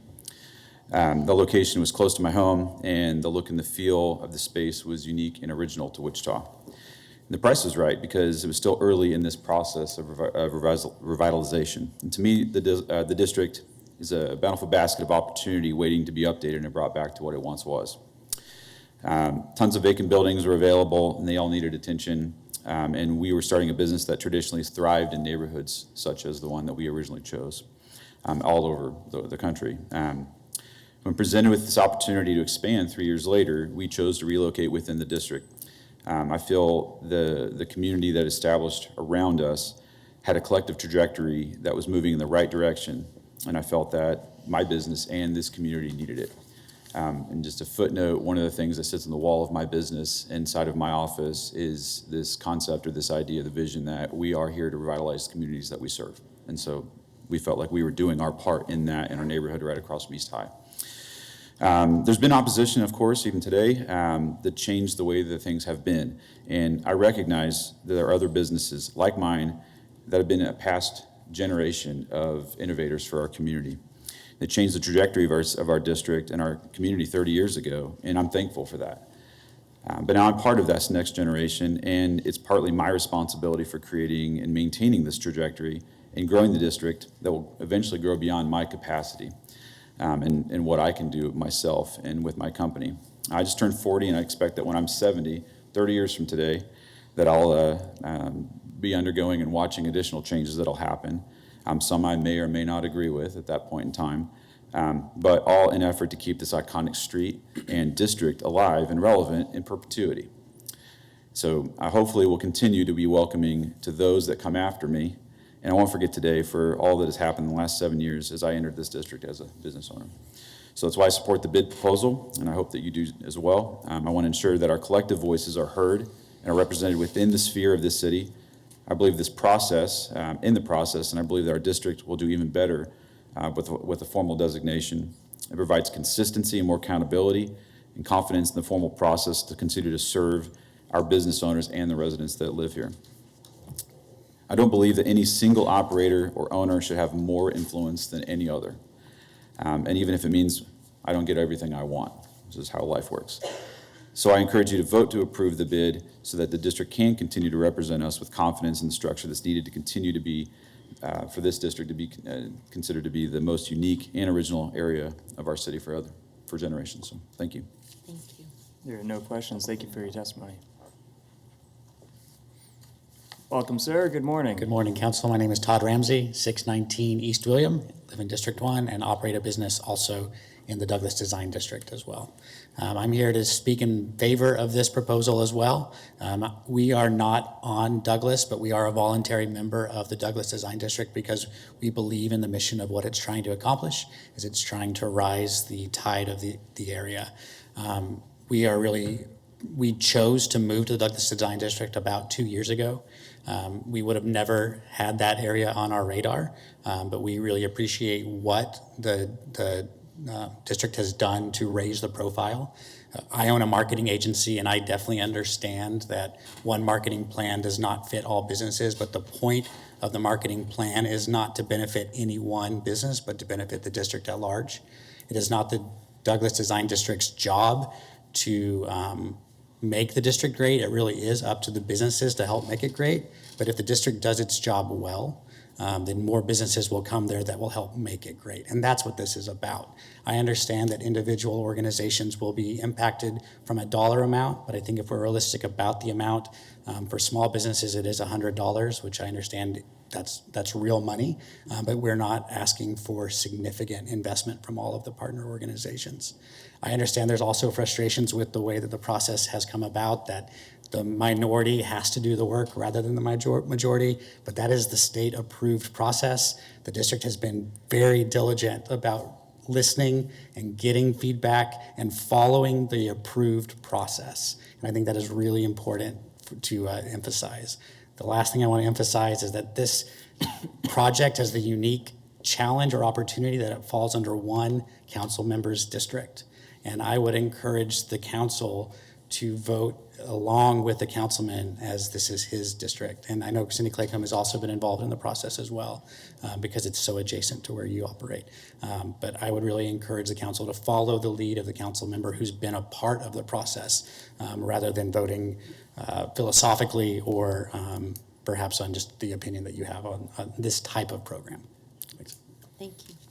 So, no questions. Other discussion from the audience? Good morning. Good morning. Welcome. Congratulations. Thank you. My name is Robin Van Huss. I own Traditions Home, which is at 3220 East Douglas. We also own 7 commercial properties on Douglas Avenue. We moved here from Washington, D.C. 35 years ago, and I only wanted to live in College Hill, and I only wanted to locate my business on Douglas. I am opposed to this bid.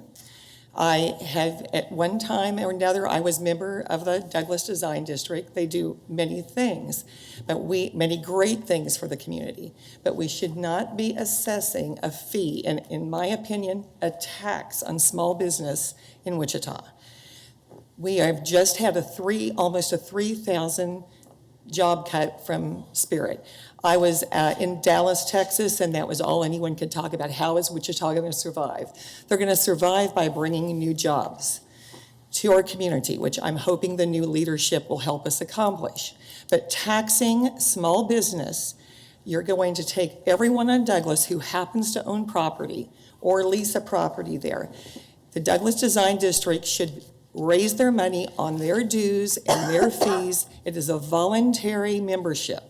So go out and get some more members, but do not tax people who are struggling to run a small business on Douglas Avenue. So I have 6 tenants. They are the who's who of Wichita businesses here. Not one of them supports this. Not one of them supports it. And I think you need to hear this, and you do have the power to table this. You do have the power to get out in the community and talk to us and find out how we really feel. Thank you very much. Thank you. Further discussion?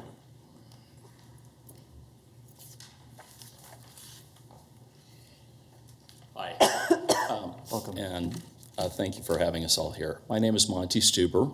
I have a business at 2907 East Douglas, and I was in one of Dr. Claycomb's classes, so I do understand the value of marketing.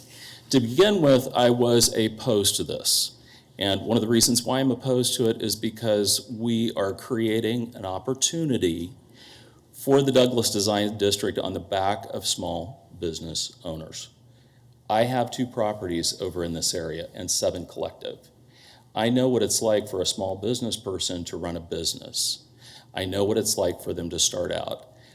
I do favor the Douglas Design District. I'm not new to this area. I've lived there for 27 years. I bought these buildings 13 years ago. I am confused why, if this is a 501c3, they are not going out and getting money on their own for this instead of taxing the business owners in the area. If it is a 501c3 and these are opportunities, I've never felt like I wouldn't have given to something that would have benefited an area. But I've been the recipient of some of the Douglas Design District decorative enhancements in our area. And I've been the recipient of some of the things that they're promoting up and down. And when we went in front of them to tell them that we didn't like this, we had no voice. This is a minority vote. The reason why you're not hearing all the business owners up and down that area, because some of them are at work right now. It is 9:30 when this meeting started. Their business is open at 9 o'clock. They can't be here. I think it is wonderful if we do something to promote that area. But I think, just as you had said earlier, there needs to be more guidelines on it.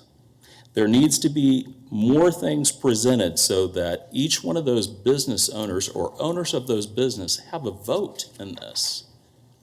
One of the reasons why the design district is strong right now are people that bought into this way before it was a design district.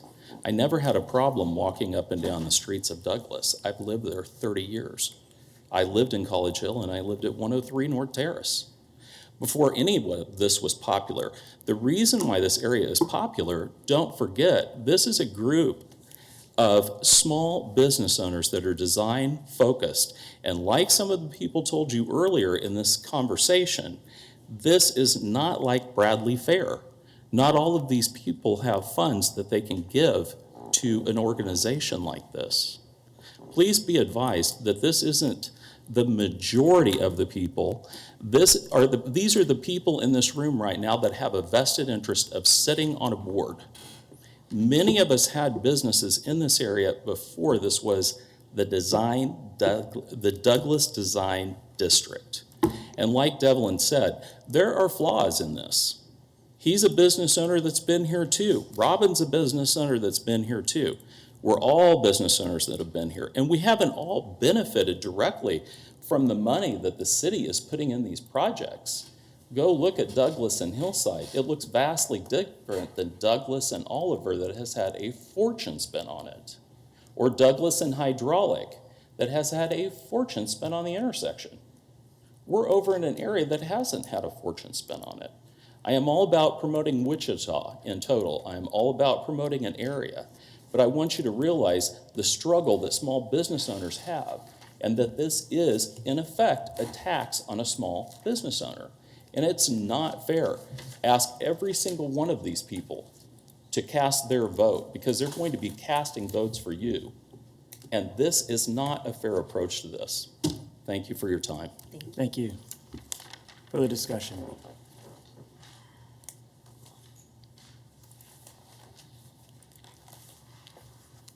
Good morning, Mayor, Council. I just wanted to get up and speak real quickly. My name is Renee Dexler. I'm the Executive Director of the Douglas Design District. And as the person who has probably spoken to more businesses along Douglas Avenue than anyone at this point in time, having been a part of this process, I wanted to speak to a few things. I do believe we have a majority support in this. I did send you what we consider to be our informal petition, and just having conversations with our businesses and trying to educate them on what we're trying to do and what's happening. And so I do understand where everyone's coming from. Small businesses are concerned about having to pay an extra fee. I was a small business owner once myself. I understand that. I understand the concerns about the marketing plan, but we have some major employers in the area that are in full support of this, not necessarily because of the benefits that it will bring them directly, but they understand the need to invest in Wichita and to create jobs and to attract and retain talent. And then finally, I really want to speak to this talk about the process. I don't want to take a lot of time, but I have spoken to bids all across the Midwest in the process of researching this, and this process is not uncommon. It's the Kansas statute, but it's also the statute in Nebraska, in Oklahoma, in Missouri. This is the way that bid statutes are written. I don't know the history of that, but this is, how they've come to be. And so we, as Todd had mentioned, are following that process and are following the statute. We believe having again had a history in the district, one of the things that we have been accused of is the inconsistency in communication and accountability. And I believe this just brings everybody to the table. Everybody has a skin in the game, and everybody has a voice then on what's happening in the district as we not only discuss what we're doing amongst ourselves, but also advocating with the city. And then finally, I do just want to say that, as we're having conversations about the riverfront, and we're having conversations about downtown, and we're looking at possibly what that east corridor looks like, I feel like we have to rise to the same level that downtown Wichita and that our partner organizations all along Douglas Avenue are rising to as well, in order to kind of attract residents from the east side into the city and continue to grow as a city. And so I will certainly stand for questions, because I have been involved in this process, but I did want to clarify some points. Councilperson Clayco. Thank you, Mayor. Renee, thank you for being here today, and thank you for your work on this. You sent us a list of businesses that were, the entire list, and then highlighted those that are supportive of this. And how did you gather that information? So about 20 of those on there just went online, and we had sent out a survey to businesses, and they were able to say, yes, I'm in support. And so 20 of those, we only had one who came back and said they did not support, but 20 of them said that yes, they were in the support. Those others were either conversations from myself or board members. Other businesses that supported weren't even board members, but were just talking to their neighbors in much the same way, and then reported back and said that, these people have said that they would be interested and in support of moving forward. And by the last list we got, I think it was 56%. 56%. Thank you. Councilmember Bluebock. Thank you very much. Is there any kind of opt-out ability? And also, I'm trying to understand, what's the penalty if you don't pay your fee? Right, so unfortunately there is not an opt-out. It is a mandatory assessment. As Scott mentioned in the process forward, we'll work that out in our contract, what penalties look like, so we can assess a late fee if we choose to do so for anybody that pays after that March 1st date. There's, other methods. We've been talking again with other bids to see what their penalty processes are, to try to understand a way that we could do this that wouldn't, continue to burden a business that maybe couldn't pay. I'm sure that we'd be more than willing to work with small businesses on this, knowing that. So would this be something that would go against their tax assessment or anything like that? Okay. No, so it's very important that everybody understands that this money doesn't go back into the general coffers of the city. It doesn't, it's not, it is the Douglas Design District's money to use as they would like, and there's no assessment that would go against their property or their assets like a tax would. The harshest penalty that could possibly be placed on them would be to go to collections after a very long term of not paying. So if someone wanted to sell their building, this wouldn't show up on a title search? Exactly. Okay. Right, yep. So it'd just go against their personal credit or their business's credit? Right, if it was sent to collections, yes. Okay, thank you. Any other questions for Renee? Thank you. Any other speakers? Anyone else that would like to address the council?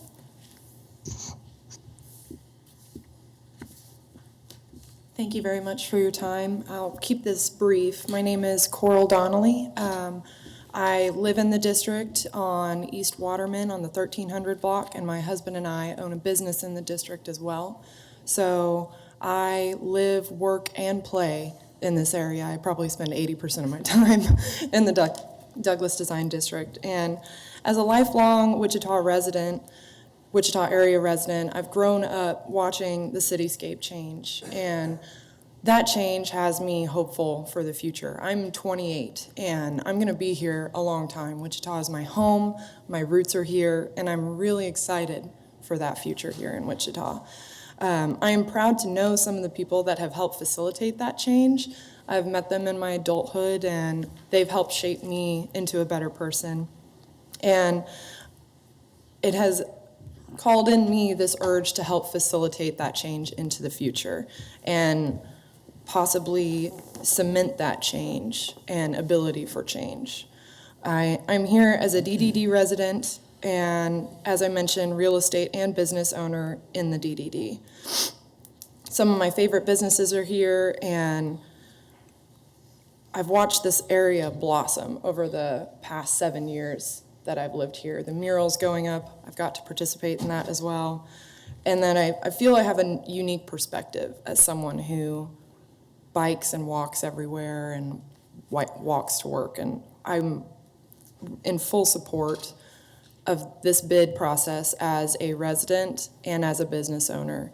And I am hereby pledging that the radio shop will continue to be a elective member of the Douglas Design District, because I think it's really important for my neighborhood. And I hope you will continue to invest in the Douglas Design District with me. Thank you. Thank you. Next speaker.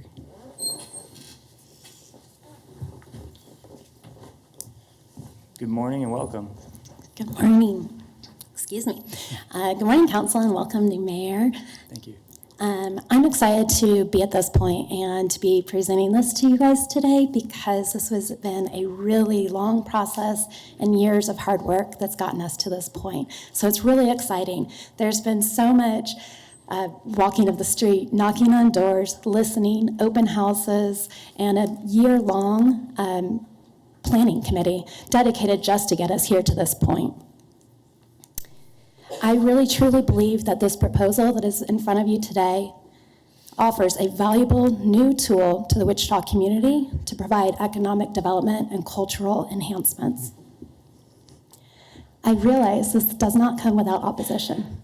However, I can give you my personal assurance that due diligence was done to bring all voices to the table, to listen, and to truly put the priorities of the greater majority and the best interest and the support of the majority that is there, so that we can not take away from but celebrate that diversity that is there in our district. We also worked really hard to structure this in a way that was feasible and doable for the businesses of all levels, but still made sense to actually have an end that was worthwhile. There was no reason to do this if there was no money at the end to get anything done, but at the same time, we need it to be something that is actually accessible for these businesses. I own 3 businesses on one corner that sits just off of Douglas, and I've been told many times now that my voice shouldn't matter because I don't have a Douglas frontage. But I don't think there's anyone here that would contest my passion and my love for this city and for this district. And I contest that it is because I'm not even on Douglas that I'm still willing to pay the same dollar amount that shows that I see value. DDD has proven its worth. It has a long history, passionate volunteers, successful fundraising, which isn't going to stop. We'll continue to do all these things. But I think that positions us as a perfect opportunity for Wichita to try out this new tool that has proven successful in communities all across the country. And you have an organization that you know you can depend on to put the best interest of that district at the forefront to a bigger, growing, better Wichita. You can tell I've got a lot in this, it's making me nervous. You're doing good. You're doing fine. So I implore each of you today to support what is truly a democratic tool in which all voices can be heard, get involved, get engaged, that'll create a sustainable funding model, but also creates a shared burden to everyone that's receiving value off of the work of what's to this date been from an optional few. This is not to begin, but to build on and drive the cultural district forward and set a model that we can learn from and duplicate across the city and to other districts, so that we as a Wichita and as a greater community can move forward and move onward and better. So now is the time, I think, more than ever, to invest in ourselves. Thank you. There are no questions. Further discussion? Good morning, sir. It's almost afternoon. It's almost good afternoon, but good morning for now. My name is Faisal Abu Faisal. I'm here to support the bid for the district. I believe I see the benefit of the small investment that we are asked to pay. I do own few properties between Washington and Oliver on Douglas, and most of my properties are rentals. But since 2007, since I bought my first property there, I mean, I see huge improvement in the area. And the $500 or whatever is the amount that we are asked to pay per year, it's a small investment to gain a huge benefit. I hope you'll support the bill. Thank you. Thank you, sir. Further discussion?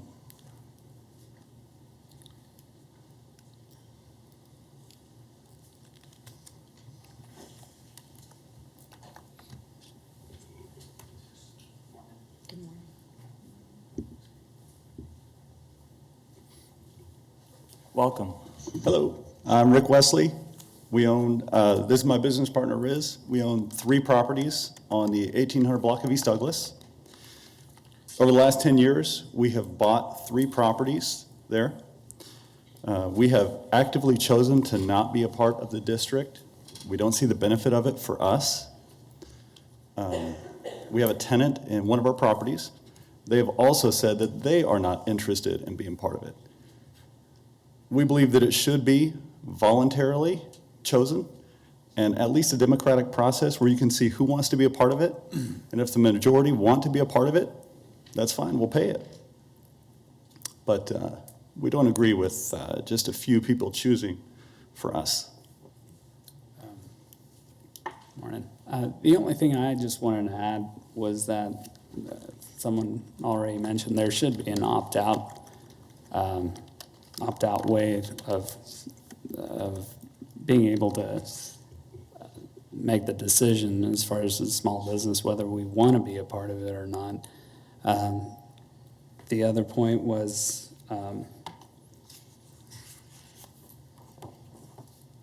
we still don't have a clear plan as far as what kind of benefits that the small businesses are supposed to gain out of this. Our company that we operated out of Douglas was for about a decade, and we run an online company.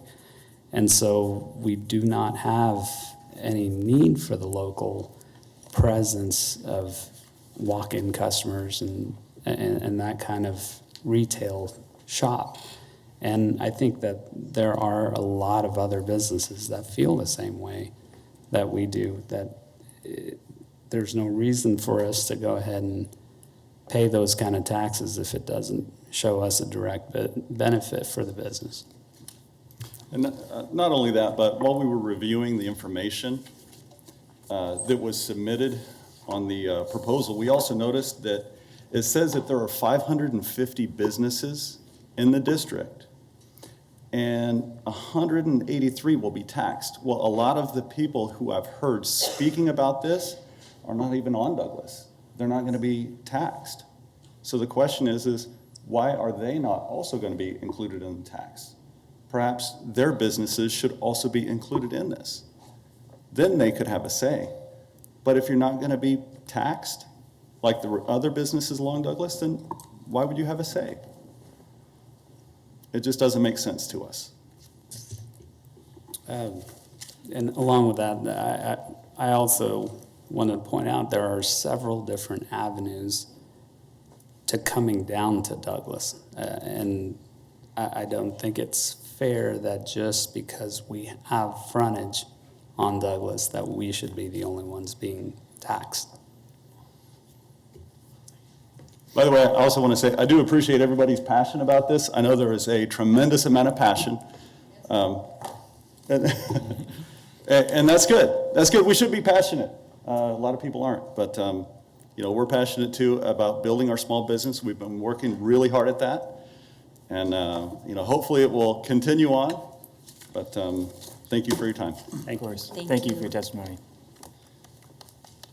Welcome, sir. Really brief. Of course. Take your time. You have 5 minutes.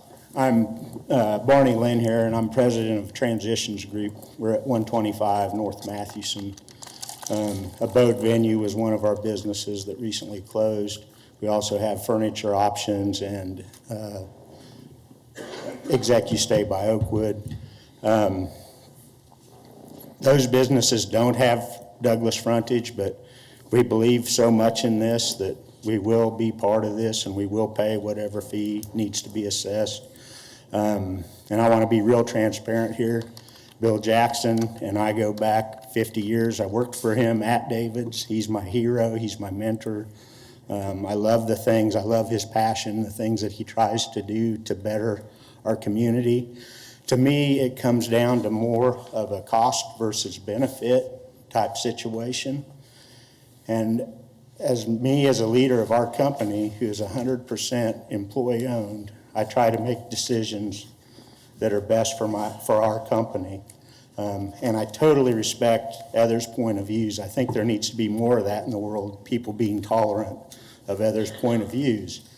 But I can't stress enough how I feel like the cost versus benefit will help everyone. Once they realize that, they'll see the value of this, and just it's up every year. Give it a year, try it for a year, and let's try it and see. You don't have to vote for it next year, or you don't. But anyway, again, that's all I have to say, and I do respect everyone's point of view, and I wish the world was more tolerant like the group in here. So thank you. Thank you, sir. Further discussion?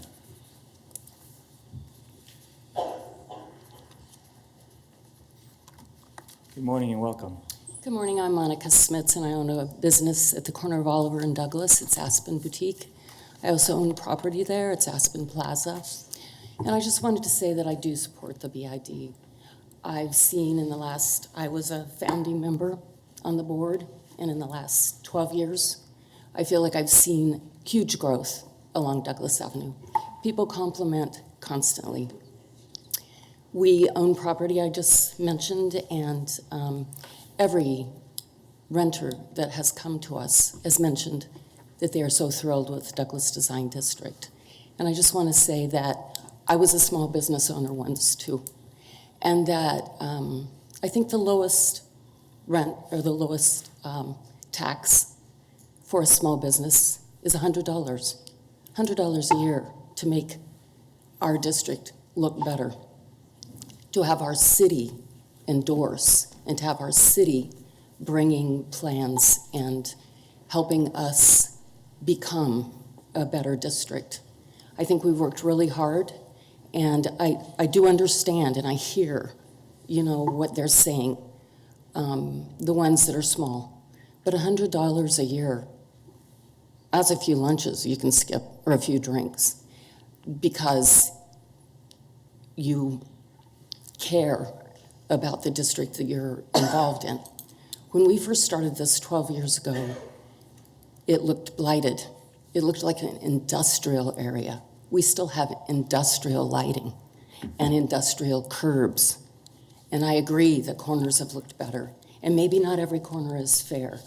But I just wanted to say that I've seen major improvement, and that I feel much more comfortable about continuing my business. I've been there 32 years. And when I saw the blight, and I felt there were gangs and there were issues that were frightening me as far as my business, I felt I needed to move out east. Now that's ridiculous. As a city council, don't we care about our core? I care about our core. I live downtown now. I could have had a patio home out east, but I chose to live in this area, in this district, because I care about the inner city. And not that I don't care about our sprawling outer, but it's very important to have our core be functioning and be a retail environment of some sort. I don't just mean the retail clothing that I do. I'm talking about all the businesses that come together in that area to make it a strong area. And it has been beautified, and it has become a district that we should be very proud of. And those of us who have supported with our fees and have come to the city and helped make plans to make this a developed area that we can be proud of. And I think it's very important to understand that all across the country, we are not just making up a plan on how to go forward. This is nationally sanctioned, no. Isn't this a national procedure that has gone on in so many districts around our country? And I've seen many of them, and it's amazing what it brings to the area. Not every business in our area is the same. Isn't that wonderful? Isn't that to be applauded? Isn't that to be understood that it isn't, I mean, if it were just a retail clothing or, you know, something like it's been compared to Bradley Fair, well, I don't want to be in an area like that. I like diversity. I love the fact that there are so many different types of businesses in our area, and I just want to see it go forward. The people who have been contributing are worn out. They're exhausted, and they need help. And those that have been benefiting, that have not been giving, and that have not been giving, I don't mean money financially necessarily, but you can give your time. And I have given a lot of my time, and I have given a lot of money as well. Over the 12 years, I've been at the top of the heap as far as how we pay, our pay scale. I'm happy to be there because I'm happy to see what has happened. You know, the proof is in the pudding, and it's grown, and it looks 1,000 times better than it did. And why are we attracting people to that area, to DDD? The reason is because people see energy. And if you are not giving energy to this project in some manner, if you can't give money, I don't understand why you're not giving your time. Because that is just maybe even more important than the money that has been given. And, you know, I just really, I support the BID, and I'm super excited to see this go forward, because I do believe that it will be a lasting effect, not just on the backs of those who are willing to give energy and time to make it go forward. I have not always been able to give my time. Like, as they said, some of us run our small businesses, some of us have to be there, and it's not always possible. But I'm really supportive that it seems a more fair way. Thank you. I've heard the unfair side of this, but it seems a much more fair way that if we get, you know, some tax involved here, that it will be on the backs of everyone. Thank you. And maybe those who haven't been able to give their time will be able to give something Thank you, towards it. ma'am. Your time's actually up, but we appreciate you All right, I can't believe it, expressing because your opinions. I thought 1 minute would be of importance, just Of course. if I could only do 1 minute. Thank you so much. Thank you. Further discussion?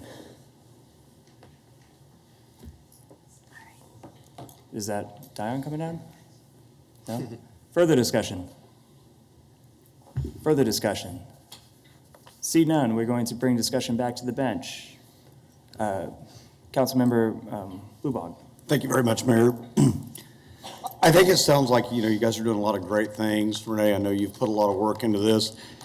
If a majority truly supports it, I guess I wish there was some kind of opt-out option for the folks that don't want to be part of it.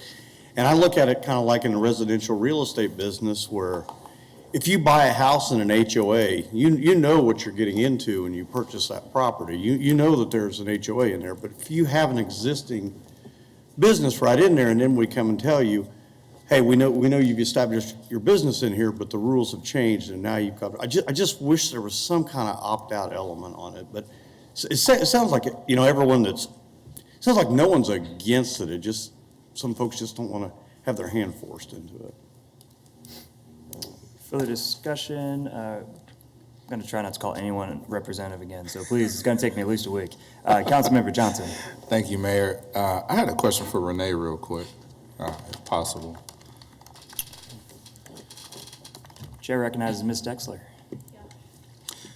So Renee, could you, the voluntary fee right now for the Douglas Design District, is that $400? $400 annual fee. And we do have a step up where the first year is $100, second year is $200, and then they move up into the $400 realm, especially for our startups that just move into the district. We've always tried to be very cognizant that we do want to try to facilitate startup business as much as possible, but the full fee that most members pay is the $400 annually. And would that be members on Douglas and off of Douglas? Exactly, yes. Okay. So looking at this fee schedule, there's only, including the $400 one, 2 additional higher fees, and everything else is below what members are currently paying right now. That is correct, yes. Okay, just wanted to make sure I had that right. Yeah, thank you. Further discussion, Councilperson Tuttle. Thank you. I have 2 questions for staff, so it's probably going to be Scott or maybe Mr. Layton. Following along the lines of Councilmember Blubaugh, I keep hearing about the opt-out. Per the state law, is that an option? No, it is not an option under the state law. It's required that all of the businesses pay the fee. Now, there is a way you could establish a fee such that different types of businesses had different fees, which is what has been done here. And that's trying to get at the people receiving equitable benefit based on what their fee is. And then the committee recommended going with an approach that was based on the size of the businesses. Okay. There have been other bids that have done it by type of business. The other question I have, and then I'm going to make 2 statements, but the one thing that still is kind of buzzing around in my head a little bit is an accurate list of the businesses. Mm-hmm. Is that something that we can, it'll have to be updated annually, right? That's correct. And so, but that is something that we feel confident we can get and that will be annually updated. Yes, there are a number of marketing agencies that keep databases of businesses that they sell to people who want to, typically to market to those businesses. But that's where there is a good resource to get that information. And then, of course, the Douglas Design District will also have to do, walk the district and make sure that that list is accurate. Thank you, Scott. And then I'm just going to make 2 statements. 2 things that I would like to see with this is to make sure that we have accurate financials that would be submitted on an annual basis and make sure that we have that. And then also I'd like to see some measurable objectives. What is the ultimate goal? If this passes, is there any return on investment? Is there any way that we can quantify what success means and looks like? So thank you. Thank you. Councilmember Clendenin. Thank you, Mayor. I feel like I have an obligation to say that I do have a business interest in the bid and will receive direct benefit from the bid. I do see it as a direct benefit. I want to be careful how much I say, but I do support this today.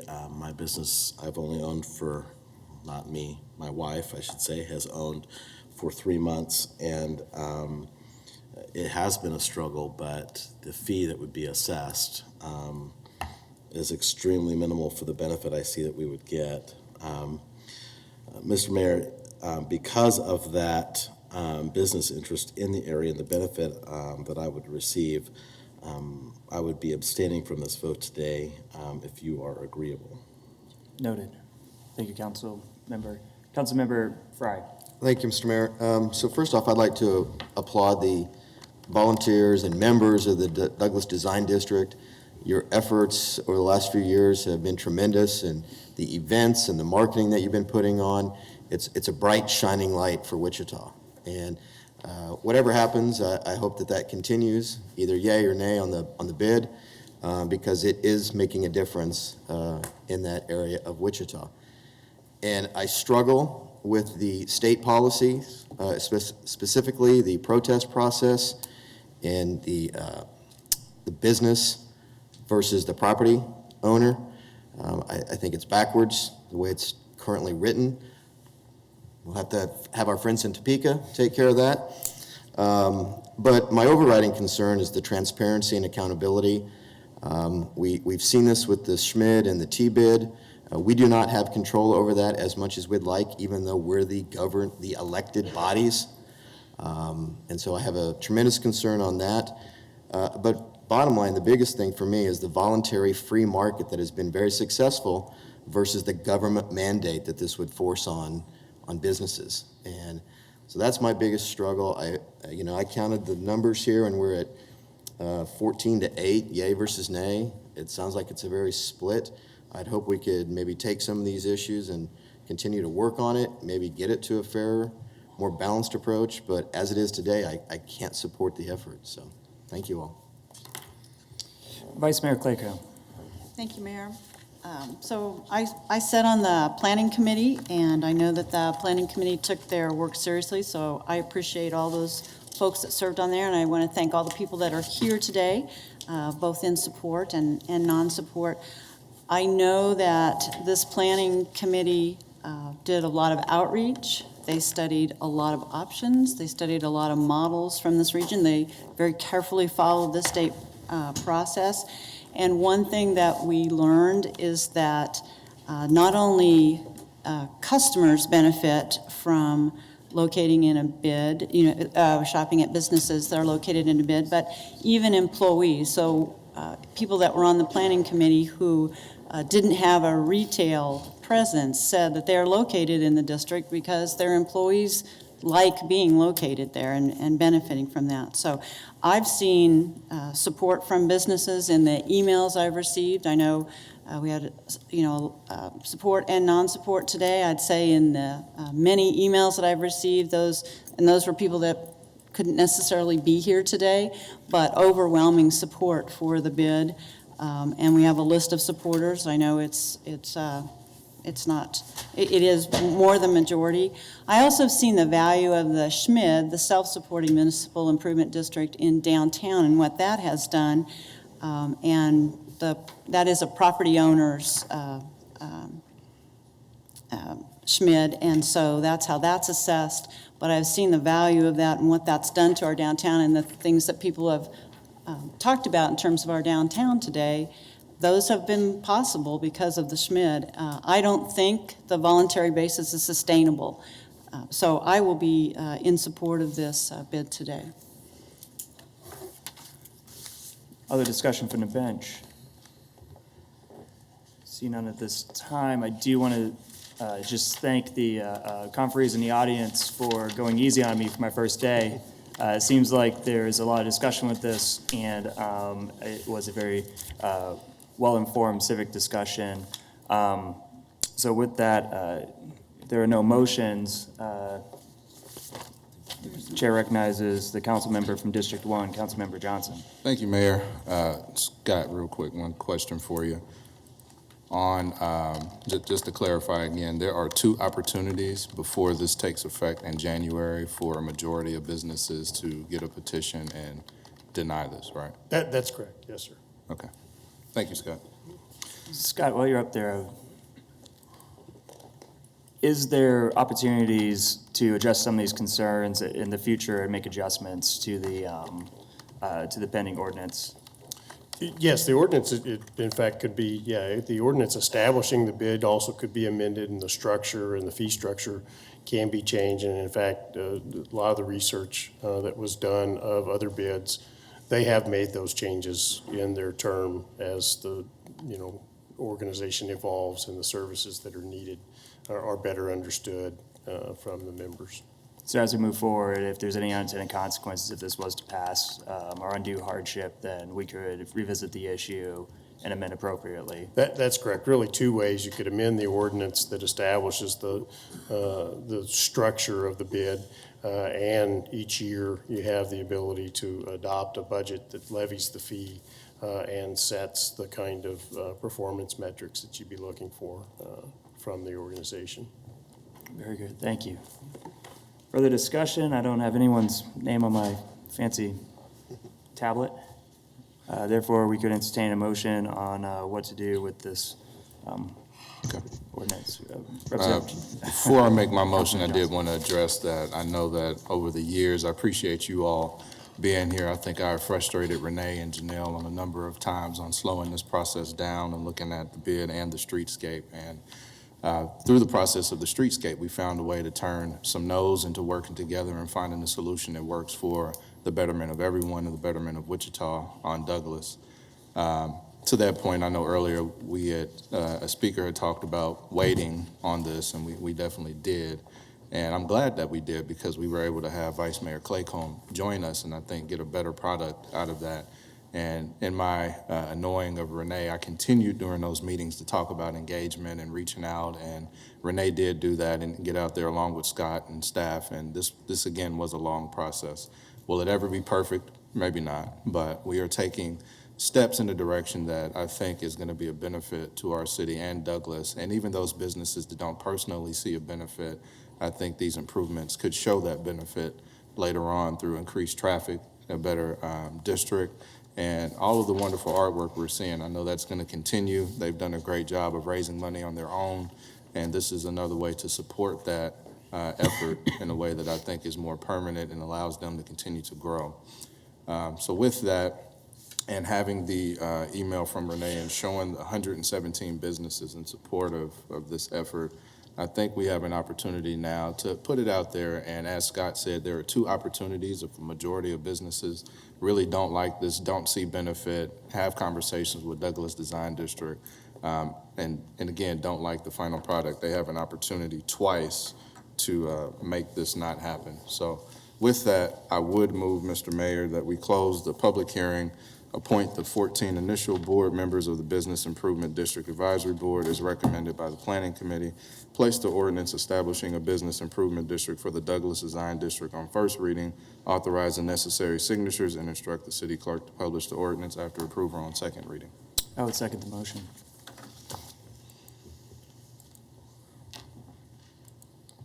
Rolls are open. You may cast your vote.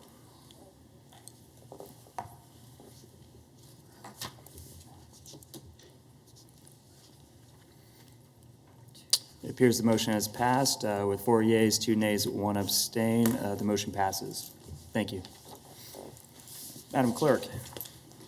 PUD 2019-12, city zone change to create 37th Street, 37th event venue planned unit development on the north side of the East 37th Street North and east of North Woodlawn Boulevard. Good morning, Mayor, City Council, Scott Knable again with the Metropolitan Area Planning Department. The applicant for this zone change request has withdrawn their application, and so the case has been closed and does not need to be considered by the council. Discussion from the bench or questions? Councilperson Tuttle. Thank you, Scott. I appreciate it. And I just wanted to, for the record, say how much I appreciate the residents surrounding this potential PUD. I have met with the homeowners associations. I've had them come to my office. I've talked to them by phone, via text. They came to the DAB in full support and, full measure, but just completely respectful and listening. And it was a wonderful process of public to be able to provide input. And so glad that the issue is kind of taking care of itself, but I just want to go on record and say thank you to all the residents who voiced their concerns. Further comments from the bench? See none. Out to the public for public comments. See Mayor, none. Mayor, no action is needed by council at this There's no action time. needed. Thank you for filling that in for me. Madam Clerk. Would it be Council appropriate? member appointments and comments. Thank you guys for helping me through this first meeting. Thank you, staff. Thank you, members of the audience. With that, I would like to make a motion to adjourn. And I would like to retract my motion.